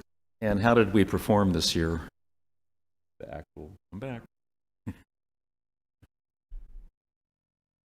was a very successful sale. I believe that with the exception of one parcel, they sold everything that was put on the auction block, and that one parcel that didn't sell is being picked up in what we call an over-the-counter sale, which is another process that the board It was a very approved. successful year for Treasurer Mello. Yes.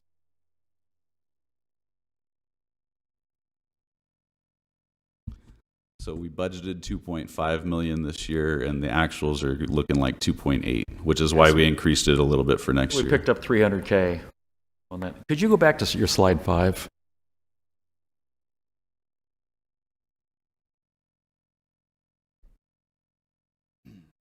Okay, the 10% general fund contingency, is that a state recommendation? All right, how do we come up with 10%? Chairman Lingenfelter, Supervisor Lettman. So we come up with that broadly based on the GFOA guidelines, and that's the Government Finance Officers Association. They are the body that we look to a lot for guidance. They put out a lot of policy recommendations and things like that. And so their recommendation is pretty broad and pretty loosely worded. You generally start around 5% and then increase that based on individual factors for the governmental entity. And so when we look at Mojave County, realizing that we are heavily reliant on just property taxes and state shared revenues, we don't have that third leg of a local excise tax. And so that is one of the reasons that we increased that to 10%. It's the biggest reason. So have we ever had to dip into the contingency fund? Supervisor Lettman, we dip into the contingency fund almost every year for a number of reasons. They're generally fairly minor, but if we get a request, for some sort of expense that wasn't budgeted, whether that is a dire need in the middle of the year for an additional position, something like that, or if we have a capital expense that was not budgeted for, emergency repairs, things of that nature, we would dip into the contingency. Okay, but those amounts are not significant.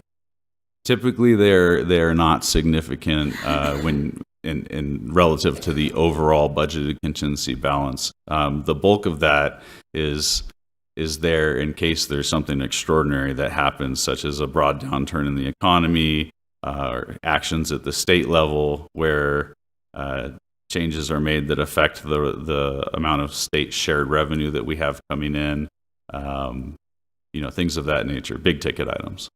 Okay, so none of us have a crystal ball regarding the future of the economy, but would it be safe to characterize that 10% as a fairly conservative number? Supervisor Lettman, that is a great question. I think it would depend on who you ask. If you're asking me, I think that it is a pretty solid number for Mojave County for where we're at today, largely because in addition to that contingency, we have a surplus in the general fund.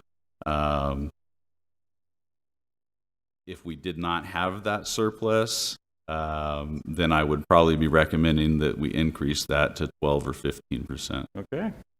Can we go back to slide 5? Can we get the slides up on the screen? Okay, so the repay the $70.5 million balance from the landfill loan, which is basically a loan from ourselves to ourselves. I continue to be baffled by this item. Okay, why we would want to pay this down and take money out of the general fund surplus or contingency? Surplus, Supervisor Letman. And I can offer a couple of thoughts on that. So the current rate, and you made this point at the budget workshop in April, the current rate of earnings that the treasurer is experiencing with the county's pooled investments is about 4%. The landfill loan is, I believe it's at 2.25%, because at the time that the general fund took that loan from the landfill, interest rates were very, very low. And so the treasurer's investments were earning right around 2.25% at the time. So we said, let's all else being equal, we'll make this kind of a market rate loan. Now, obviously, interest rates are quite a bit higher today, but we don't have a crystal ball. The life of that loan runs through fiscal 2034. And so while, to your point from the budget workshop, the general fund is actually earning more right now than the annual interest on that loan. And I believe the question you said was, well, why would we want to give that up? Why don't we just keep making the loan payments and have the general fund pocket the rest of it? My answer to that is that the general fund has a surplus balance right now. The interest earnings are not doing a whole lot to solve our recurring structural deficit. In speaking with Director Holtree, and I have a couple slides here.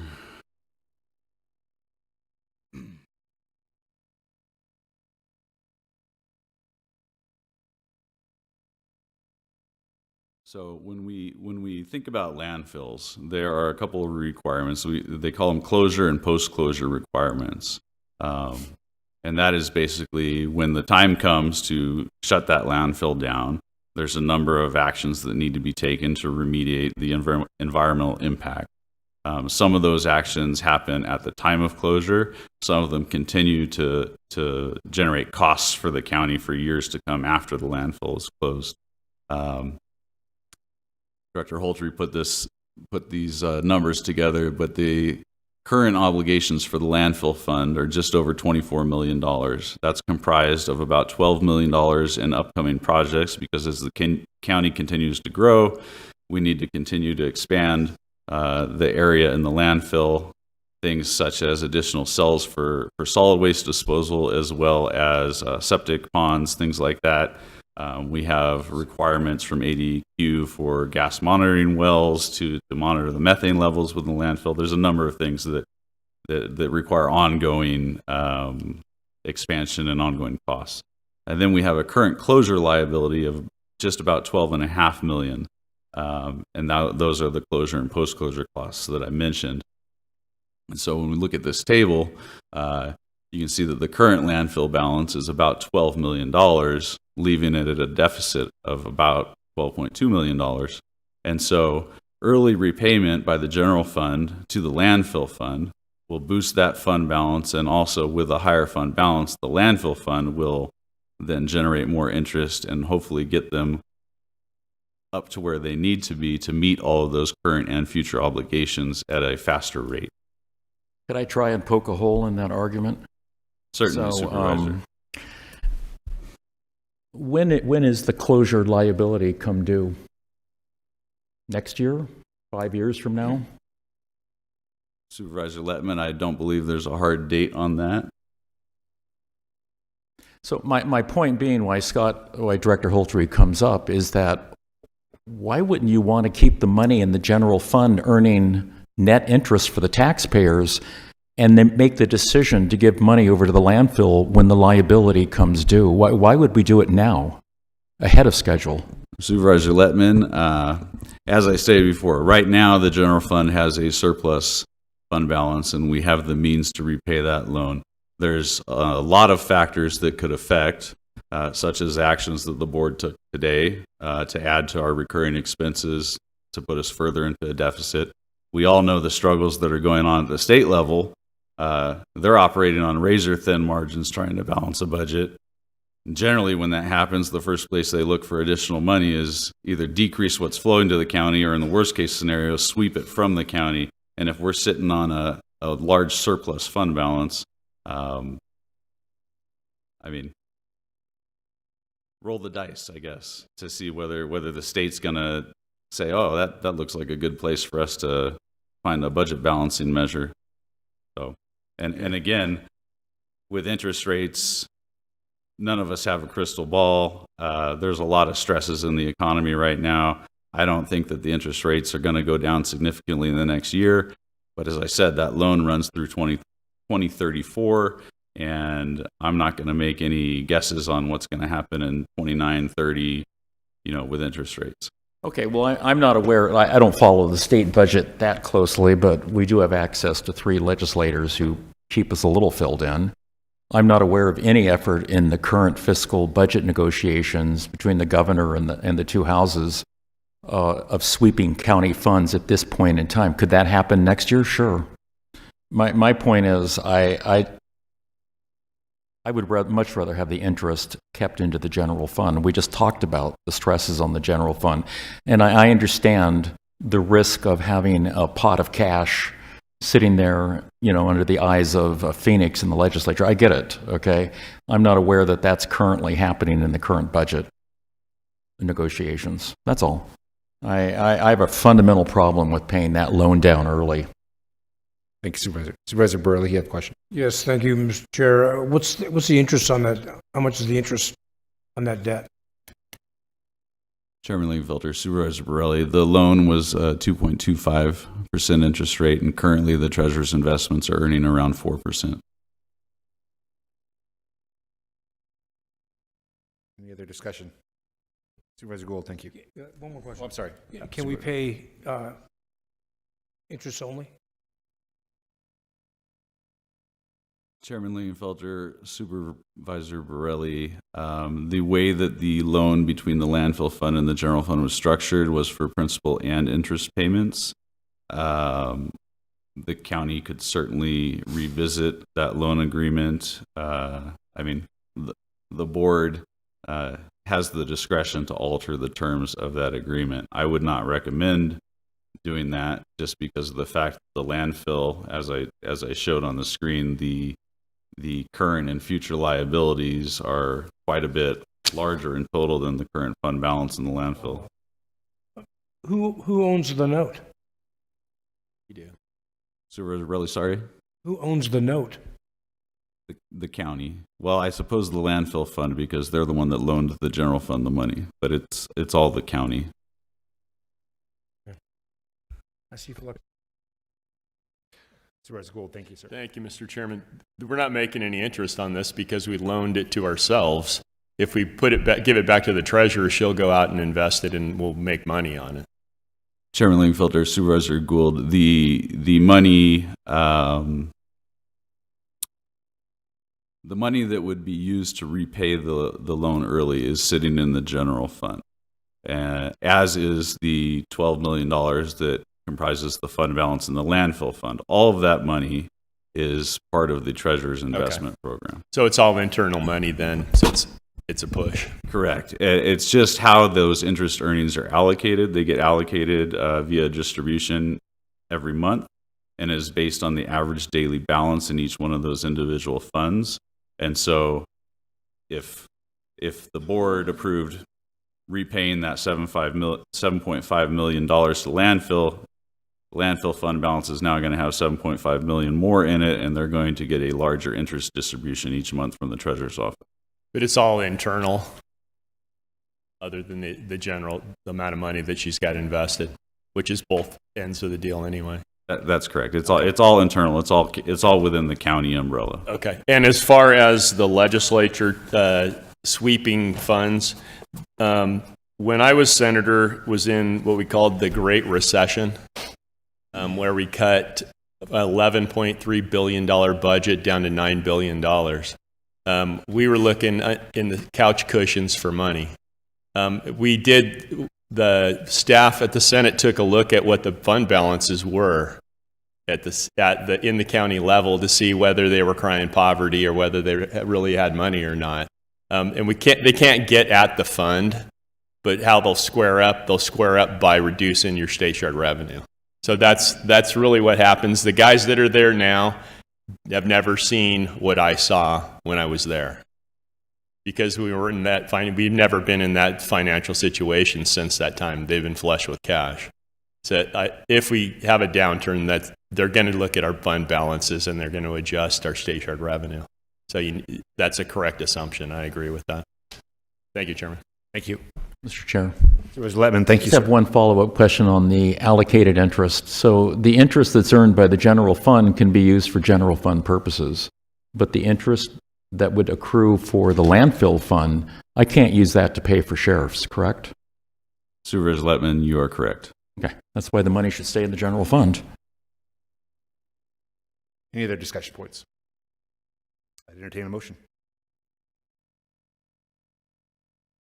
Not from me. Do I have a motion? Board, I will just say one more thing. So the board has discretion here. You can opt to say repay all 7.5 million. You could opt to repay a smaller piece of it. You could opt to just stick with the loan payment schedule as it is. So it doesn't need to be black and white. It can be wherever the board wants to go with it. Appreciate it. Last thing, I'm going to ask you just to clarify it on the record. I like to read all of the regional newspapers, and I read a story where it said that the county was raising our taxes or something like that. Might have been in the Havasu paper. So I think that was wrong, right? We're not raising the tax rate. Chairman Lingenfelter, we are proposing the exact same county primary property tax levy rate of 1.8147 per $100 of assessed value. That's what it was this year in FY26. That is what we are proposing next year for FY27.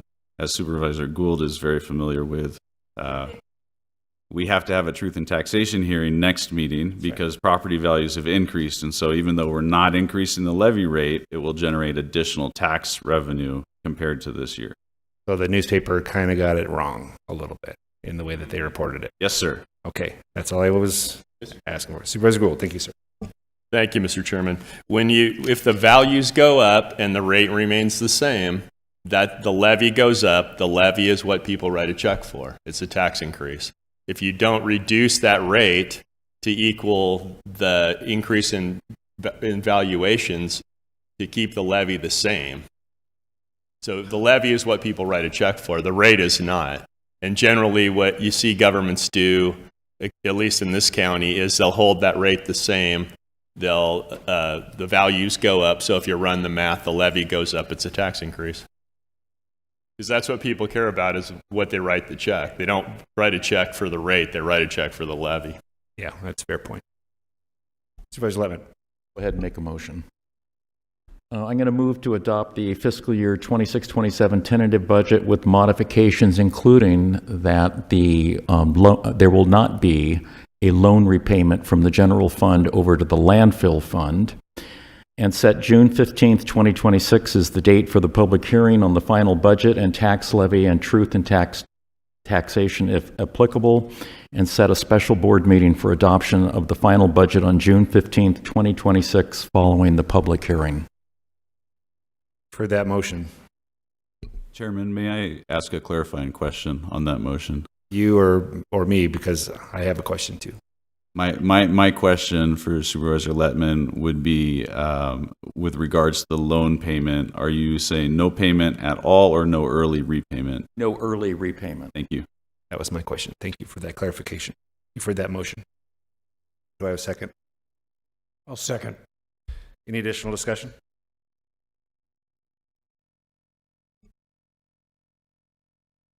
Supervisor Borelli? Yes, I'd like to, Luke, if you could entertain another idea of restructuring that debt. Chairman Lingenfelter, Supervisor Borelli, that is something that I believe the board could direct staff to do, and the county manager and finance can work with development services to look at that. If you have any ideas or direction that you want us to go in towards restructuring that, I think we would like to see more options. Attorney Davis, that would just need to come back in the form of a separate item on the next agenda? Yes, sir. Okay, thank you. Very good. Thank you for that, Supervisor. Supervisor Martin, you had a comment? Luke, if I understand this, and you're saying you're proposing to pay it off, and Letman's motion is not to. Is that where we are? Supervisor Martin, that is correct. I was recommending early repayment of the what would be the remaining $7.5 million balance at the end of FY27. I was recommending early repayment of that at the beginning of the year before any more interest accrues. And Supervisor Letman's motion is to do no early repayment. Okay. Any other questions or discussion before we call for the vote? Hearing none, all in favor, please say aye. Aye. All opposed? No. Ayes appear to have it. A roll call vote, okay. Clerk, run us through a roll call vote. Supervisor Letman. Aye. Supervisor Borelli. Supervisor Martin. Nay. Supervisor Gold. No. Chairman Lingenfelter. Aye. Passes 3-2. Thank you. Thank you, Director. Thank you, Board. Before we move to the call to the public, we're going to take a pause to recognize Alan Tempert, our elections director, who is retiring after 24 years of dedicated service to the Mojave County Elections Department. I believe he is, probably by a long shot, the longest serving elections director in the state of Arizona. But we're going to miss him. He's done a good job with keeping Mojave County out of the headlines in all the wrong ways. And you want to come down real quick, Alan, and just give a couple of words, and then we'd like to present you with a plaque.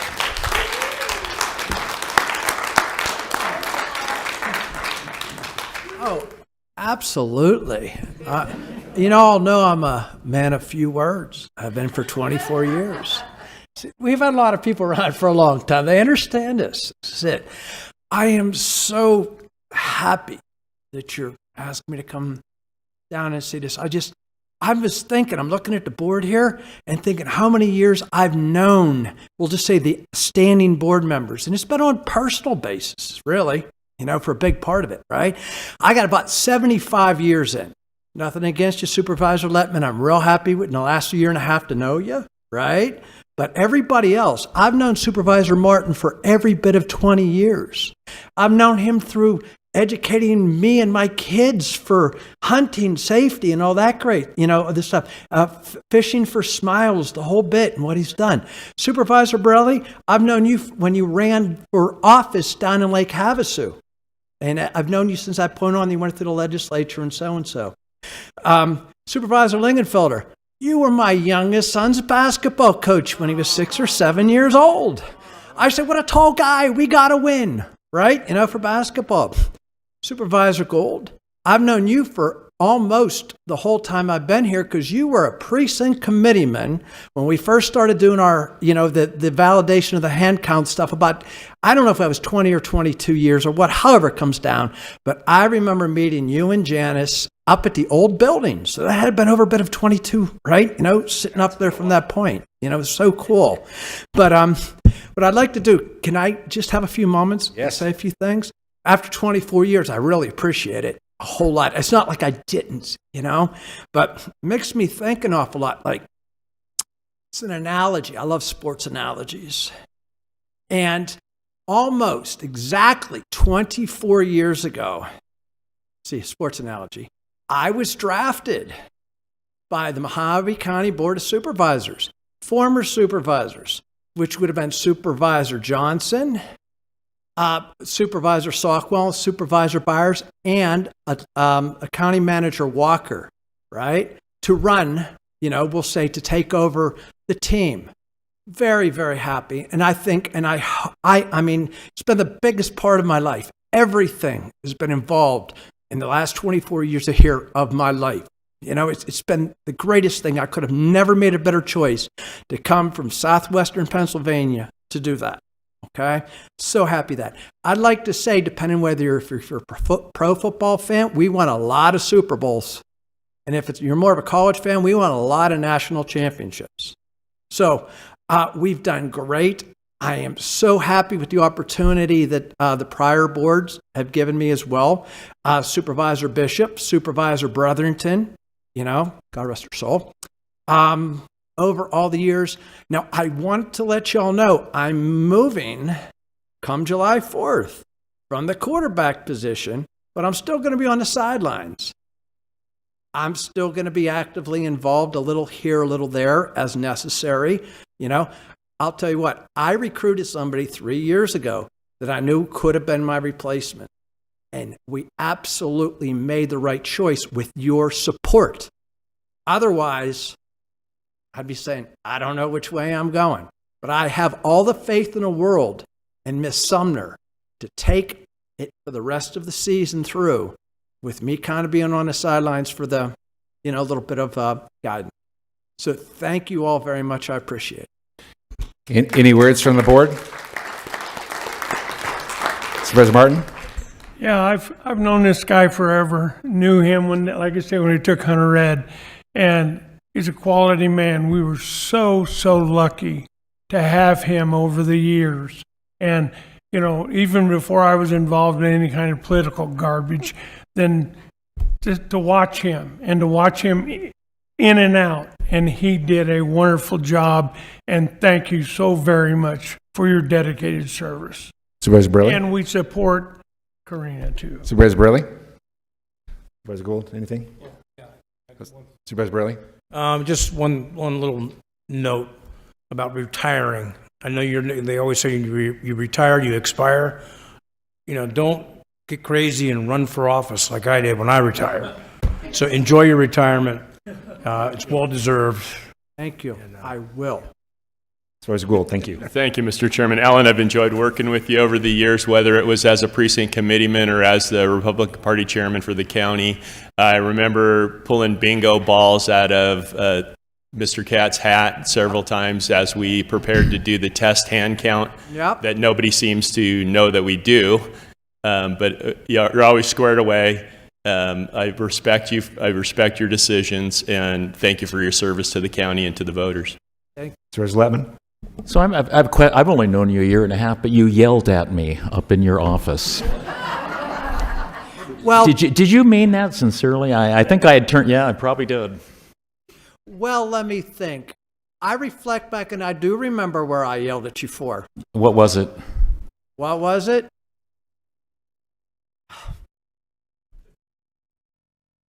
It's all right. You didn't mean it, though. You were just trying to make me a better person, right? Okay, we're going to go with that. And yes, absolutely.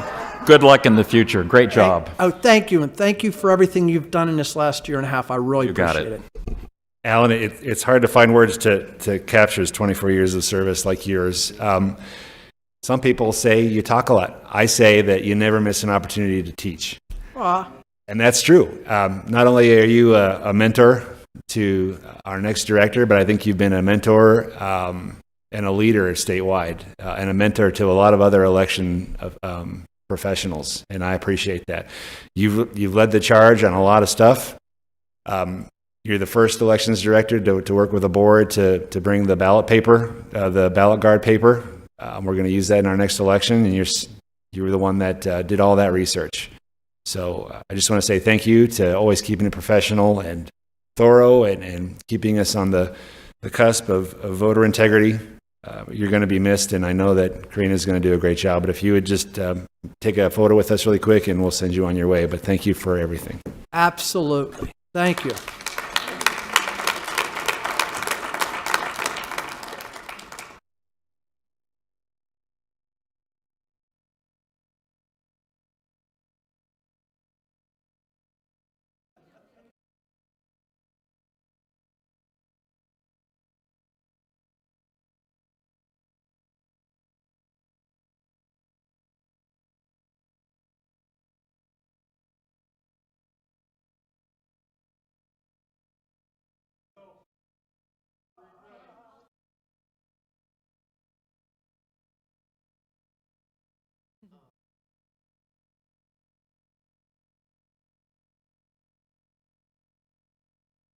One more. Nailed it.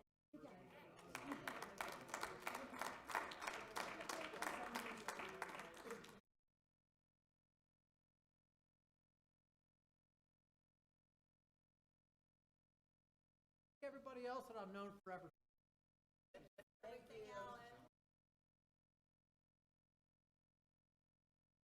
Thank you, everybody, for indulging that. We'll move to call to the public. Michelle Bagley. Michelle Bagley. Thank you. Take your time. David McDonald, you're on deck.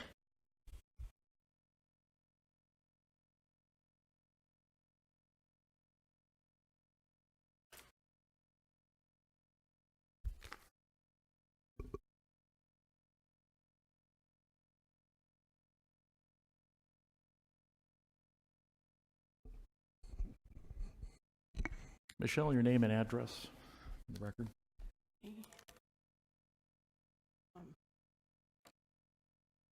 Thank you, members of the board, and Chairman Lingenfelter.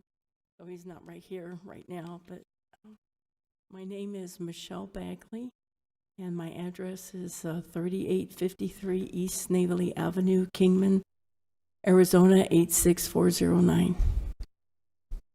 Okay. The reason why I'm here today is I would like to address the board about the issue of Kingman Area Regional Transit. It is, for us here, it is the bus system, particularly the yellow bus line. And I would like to communicate reasons why we should keep it, as it's come to my attention that it will be canceled at the very latest by July 1st of this year. I ask for your patience. I've never spoken before a board before, and I thank you for the opportunity, but I'm a little nervous. About this time last year, I went to my doctor's office, and he told me something I thought I'd never hear in a million years.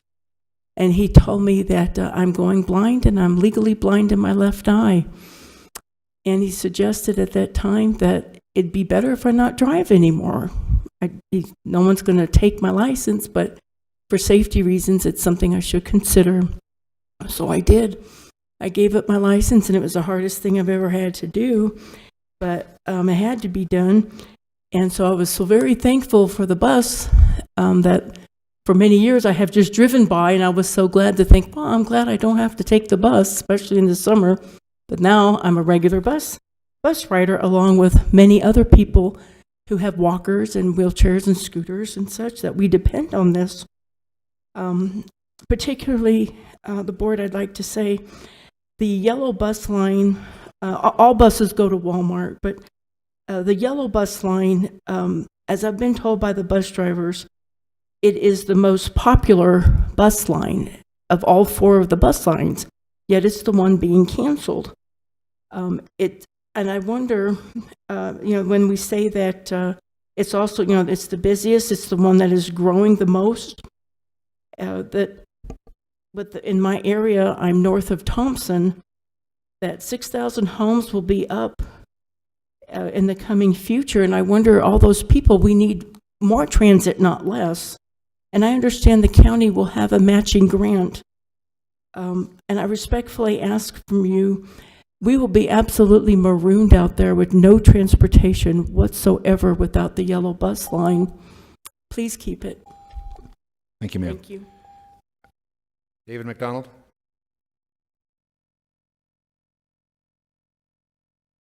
Stephanie Nelson, you're on deck. Thank you. Thank you, Chairman of the Board and Directors. My name is David McDonald. I live at 3853 East Snavely, Kingman, Arizona 86409. As you heard from Michelle, we both take the bus line, the yellow bus. I'm disabled. I don't drive. A lot of people rely on public transportation. I moved out here in 2010. I'm from Phoenix. I also took the bus line in Phoenix. I relied on the bus ever since Michelle couldn't drive anymore. Please don't take it away. You think we'd pay more in property taxes to support it? We live out of county. I know you deal with money and what it costs to run a bus. But just please don't take it away. A lot of people depend on it. People with mental health issues, physical problems. That's all I want to ask is please don't take it away from us. Please. Thank you. Stephanie Nelson.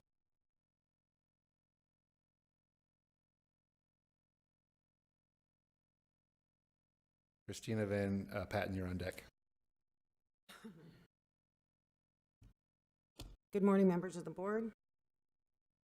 My name is Stephanie Nelson. I live at 4760 North Andreas Circle, Kingman, Arizona, 86409.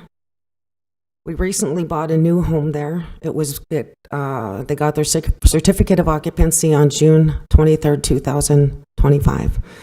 It's less than a year old. I've been I have a complaint in with the Arizona Register of Contractors. I also got a hold of the Mojave Planning, Safety, and Development. I've gone over there. I've talked to Aaron Wells. I've talked to Scott Holtree about like the building codes and how these houses were pushed to pass. My house doesn't have it now because I fought for it. It did not have the ability to heat itself. With that, it would have made it uninhabitable.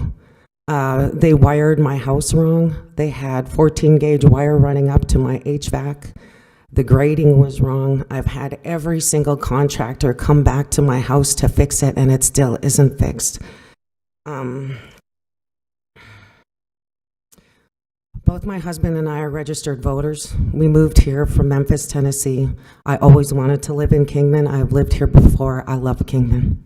That's, it's just, we ended up buying a new home thinking that we wouldn't have very many problems, so we ended up buying a new home, and it's just been a nightmare ever since, they started fixing our house again in March. They're still not done. They've been doing 2 months of work. I know really that you guys can't really do anything, like when it comes to what really concerns me is that the primary duty of our county building department, is to safeguard public health, giving us a good place to live, a solid foundation on which to build on. If you want a strong community, we have to build strong homes. These developers don't care about us. They don't care that they didn't give me the ability to heat my home.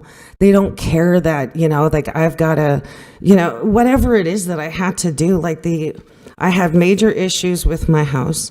They want to raise property taxes on a house that, for the most part, is uninhabitable. Up until my arguing with my heat strips, I had an electrical fire earlier this year. My panel was set on fire. It started arcing. If I didn't I got a hold of the developers. They ended up sending somebody out there to come and fix it, and I told him, I said, do you have a permit? He said, no. And I said, you need a permit in order to get into sorry. Is it okay if I go on, sir? 10 more seconds. Thank you very much. Okay. Century Communities. It's also Engel Homes, all of them, and none of them are doing, and all I'm asking is that the building inspectors please really remain diligent. They could stop them when they see something isn't right. Thank you, ma'am. Appreciate it. Christina Van Patten. Good morning. I'm here to talk about the bus also, the bus system, the yellow bus in particular. You have schools, daycares, people who are trying to get jobs, not just obtain jobs, but to keep them. You have court appointments, Mojave Mental Health, Southwest, so many different variables in there. So to take it away from them, I too took it when I got back into Kingman. And I was able to get a job, not walk in the heat, not walk in the cold, and care for children. And I'm from Angel Manor, and it helped me obtain sobriety too, and obtain employment and be a contributing member of society. So if that makes any difference, thank you. Wendy Weaver. Armin Staines, you're on deck. Hello. Hello, Chairman. Hello, Board. My name is Wendy Weaver. I live on Tula in County. The bus doesn't run there. However, I'm the director of Angel Manor and Whiteard House Recovery Homes in the Butler area. I've been there for 25 years, helping people get clean and sober and become good members of our society. In all of those years, my people have taken the bus. We've never asked for a thing from our county or the city. We're self-supporting. We don't take funding. I teach my people to be workers and good parents, good members of society. Without the yellow bus, let me tell you what will happen. When people move in to get clean and sober in recovery, they have nothing. Maybe a bag full of jail mail. They might even be in their jail clothes. They're trying to get their children back from CPS foster care. They're trying to get their relationships back. Their families have told them they can't help them anymore. They come to Angel Manor and they're taught that they need to learn how to take the bus. They take the bus down to Arizona at work so that they can look for a job. They take the bus to their court dates so that we can handle anything that they have pending in the courts. They take the bus to DCS so that they can have their visits with their children. They take the bus to Mojave Mental Health so that they can have the counseling that they'll need in recovery. They take the bus, eventually, to put their children in daycare. A lot of our kids go to Little Eagles. So the yellow bus drives the family or the mom and the children to Little Eagles, and they drop their children off, and then they get back on the bus and they make it to their new job.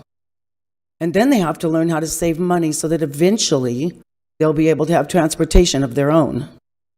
But in the meantime, these parents are taking their children on the bus, going to work, getting off of work, going to Walmart, doing their shopping, getting back on the bus, picking up their children, and coming back to Angel Manor. They would not be able to get to any of their court things, any of their drug tests. I have a 15-year-old right now who's in drug court, and he gets on the bus after school, and he takes the bus to his drug court, and he gets back on the bus, and he comes back out to Angel Manor. How will that teenager get to where he needs to go? I'm telling you that I see a bigger picture here. I've been doing this 25 years, helping the addicts in our community get clean and sober. We're not funded. We're self-supporting. And I'm here to tell you that if this bus line stops, I see crime rising. I see people coming from county into the city to panhandle, to steal, and we're going to have a really big problem if the poor people in our community cannot get on the bus. I have a file here full of letters from people in Butler, if anyone's interested. Thank you for letting me share. Thank you. Thank you, ma'am. Armin Staines.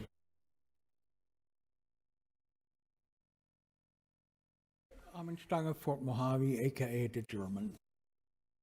So we have here Happy Memorial Day. Our neighbor started his own barbecue. I don't know what he was burning. According to the smoke, it could have been tires, garbage. I mean, he does whatever he wants. Here we have another picture. Can we get the screen up, please? Oh, okay.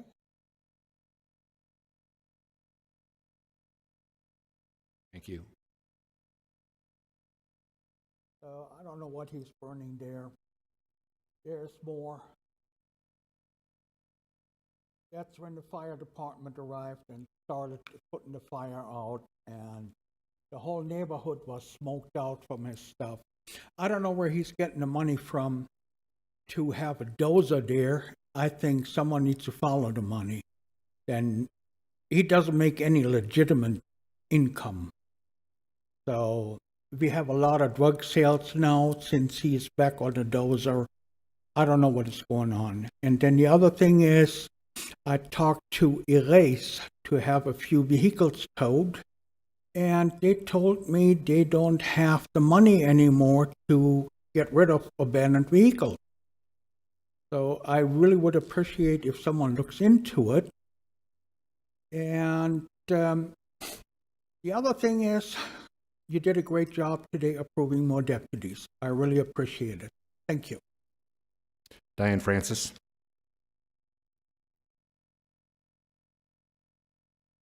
Hello, Chairman, board members. Thank you so much for letting me speak. This is my street. You can see here, that street has a little bit of easement. The other side has a tremendous easement. This is where I live. And I did finally, Steve sent somebody out they gave me this paperwork. And you can see across the street, they have 59 feet of easement, and I have 25. They explained to me that when the original developer developed Unit 1, which is mine, where the little easement is, that's all they allowed for easement. But when they developed across the street, they gave more easement. If the board has any ability to direct the Road Public Works Department to even, it's only like a quarter of a mile, because when you get down a little bit on the street, it's corrected and they've got an equal amount on both sides. So if the board is able to, I would appreciate if they could fix that little tiny bit in front of my house where we have an actual enough easement to park out there. Thank you for your time. Jennifer Esposito.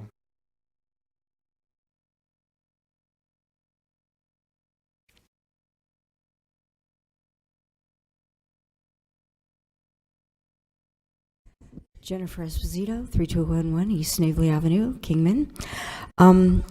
I would like to point out something that was very predictable that all of you completely screwed up on, which was when you approved increasing or creating a new fee for the animal shelter. I don't know where that maybe is their projected surplus coming from, but you said, oh, you can start charging people to drop their dogs off.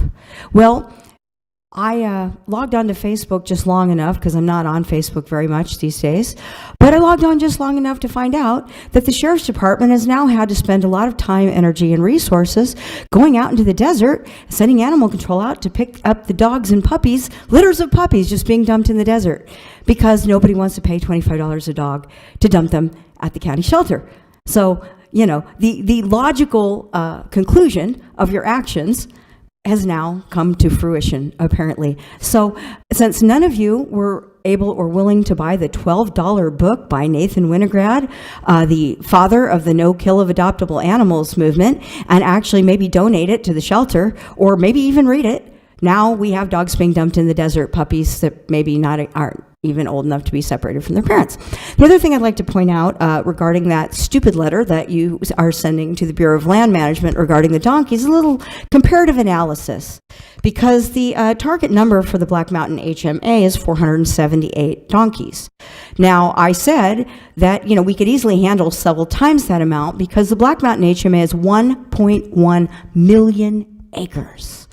All right, so let's compare that, shall we, to the Salt River herd of horses, which is managed by the U.S. Forest Service. They only have 19,000 acres. Yet somehow they were running about 450 horses out there. They've since reduced that to about 274. Now there's a fight over further reducing it, because what happens when you reduce a population too small is you don't have enough genetic diversity. I, for the very first time, just saw my first baby burro in a couple of years, and it was the most exciting thing to see, because you're running fertility programs out there. What I've never seen in 10 years is a single bighorn sheep. And the other thing that I would like to point out is that Supervisor Martin met with several of us and regarding the rezone for Engel Homes. Now, if you extrapolate the numbers of acres in the parcel that you guys rezoned, that's like 576 to 640 one-acre parcels, but the GVID only has 401 water allotments to sell. Supervisor Martin told a group of us yesterday in Golden Valley that staff says there's plenty of water. And he's a math and numbers guy. So how exactly do you sell water allotments in excess of what you have to Engel Homes to build those homes? You put the cart before the horse. He said that question was been answered to everyone's satisfaction, except the question has never been answered. Thank you. Thank you, Board. We are adjourned.